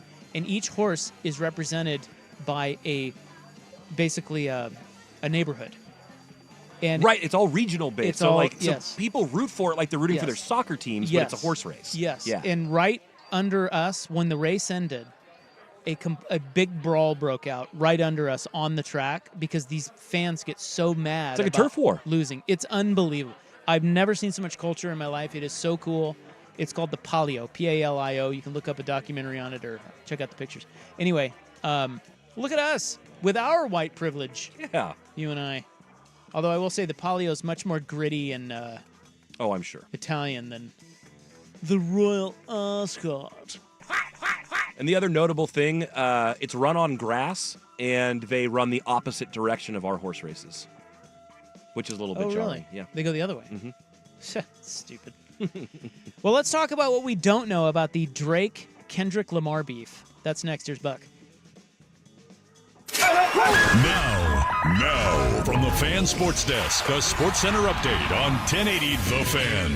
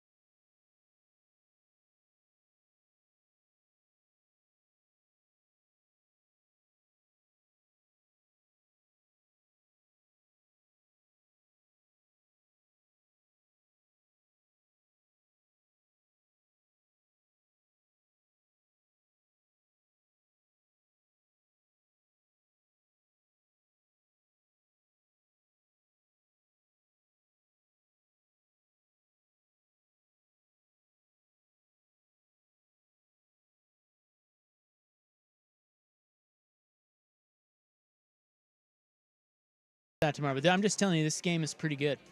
102.99, 6 minutes left. Pacers leading. Yeah, look, I follow the pop culture events, kind of have to. You got the show and everything. So I knew that Drake and Kendrick Lamar were beefing. It blew up on the media socials. But boy, you want to talk about a guy who knows the least about it? You might be looking at him. Yeah, I'm pretty close to where you are there. I mean, maybe not as close. I know some of both of their music, but I know nothing of their personal history that has led to this. But I am very intrigued because they are taking some pretty serious shots at each other. Is it still going on now? I think so. I think Drake released another one yesterday. Because what now it's diss tracks back and forth. If you don't know what we're talking about, there was a beef. People are dropping tracks, some better than others, but the insults are just escalating. And I guess Drake did one yesterday. I guess they hate each other. Yeah, my apparently. initial thought here, and I don't care about this at all. I really don't. As a matter of fact, if you were to explain it to me, I would give you 30 seconds tops. That's all I need. Give me the synopsis. But my first thought is they're doing bits, right? Like this isn't this like just for this is just to get clicks and promote their music and crap. Like, do they really hate? People do think they really that, hate each other? But I think some of the shots are so personal that they're like, I don't think you would do this to someone if you're both trying to like, if it's the rising tide lifts all boats situation, I would get that. But I think that they're also putting holes in each other's boats. So hard to know. Yeah, and they're also both big enough that maybe, there would be no reason to do this. They don't need to do this, except that they hate each other. I don't know. Does this happen in any other genre of music is my question. Like, did the Carpenters diss the Osmonds in their lyrics? I don't. The only other places I could see it maybe happening would be like country, perhaps. Boy, I'd love that. Yeah, and also maybe I'll tell you why. metal. You think it happens in metal? I don't know. Just aggressive. Look, here's the thing. You mentioned country. I tell you what, they should have beefs like this with diss tracks and everything, because I can't tell the difference between Eric Church and Dierks Bentley and Jake Owen and Morgan Wallen and Luke Bryan. They're all the same. So maybe it would be good for them to start dissing each other. That way we could tell them apart. I don't know. I feel like this is only in rap, hip hop, and I'm not really sure why. I don't get that. I think you're right. It's like, it's stupid, but it's like, it's amplified like street talk, right? Kind of like I feel like. Oh. So it's like, it's almost a form of the music. Rip on another guy. Yeah.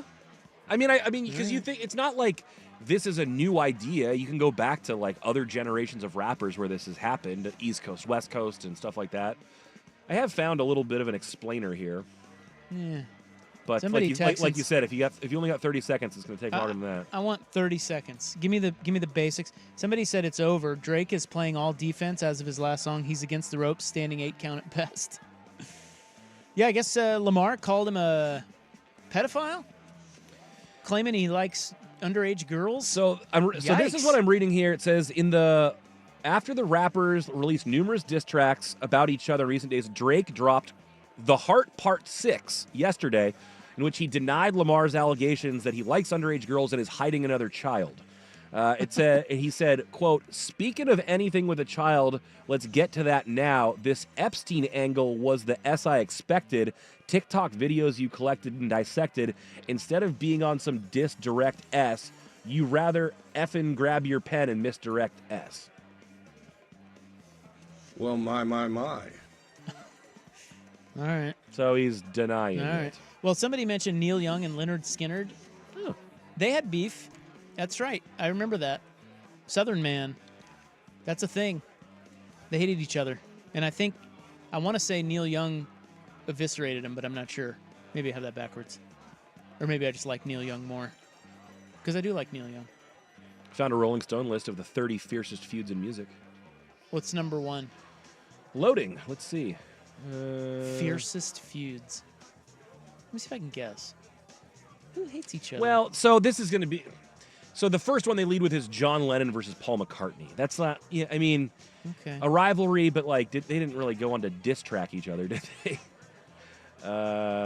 Well, you've talked about this one a lot. Don Felder versus Don Henley and Glenn Frey. God, they hated each other. Again, they didn't really do diss tracks though, right? They just behind were in the scenes same hated band. each other. Yeah, I know. But it's not like they went and did their own thing and then trashed the other one. Dude, there's great audio that the soundboard or the engineer got of those two fighting up on stage while everyone in the crowd is screaming, going crazy. They're like between songs or something, and they're yelling at each other like, "I'm gonna kick your effing ass," and nobody can hear it. But the sound engineer captured it. It's in that Eagles documentary. It's great. Yeah, I mean, it's got stuff like David Lee Roth and Eddie Van Halen. It's got Keith Oh, that's Richards good. versus Elton John, which I don't really remember. Keith Richards and Elton John. Steve Tyler versus Joe Perry.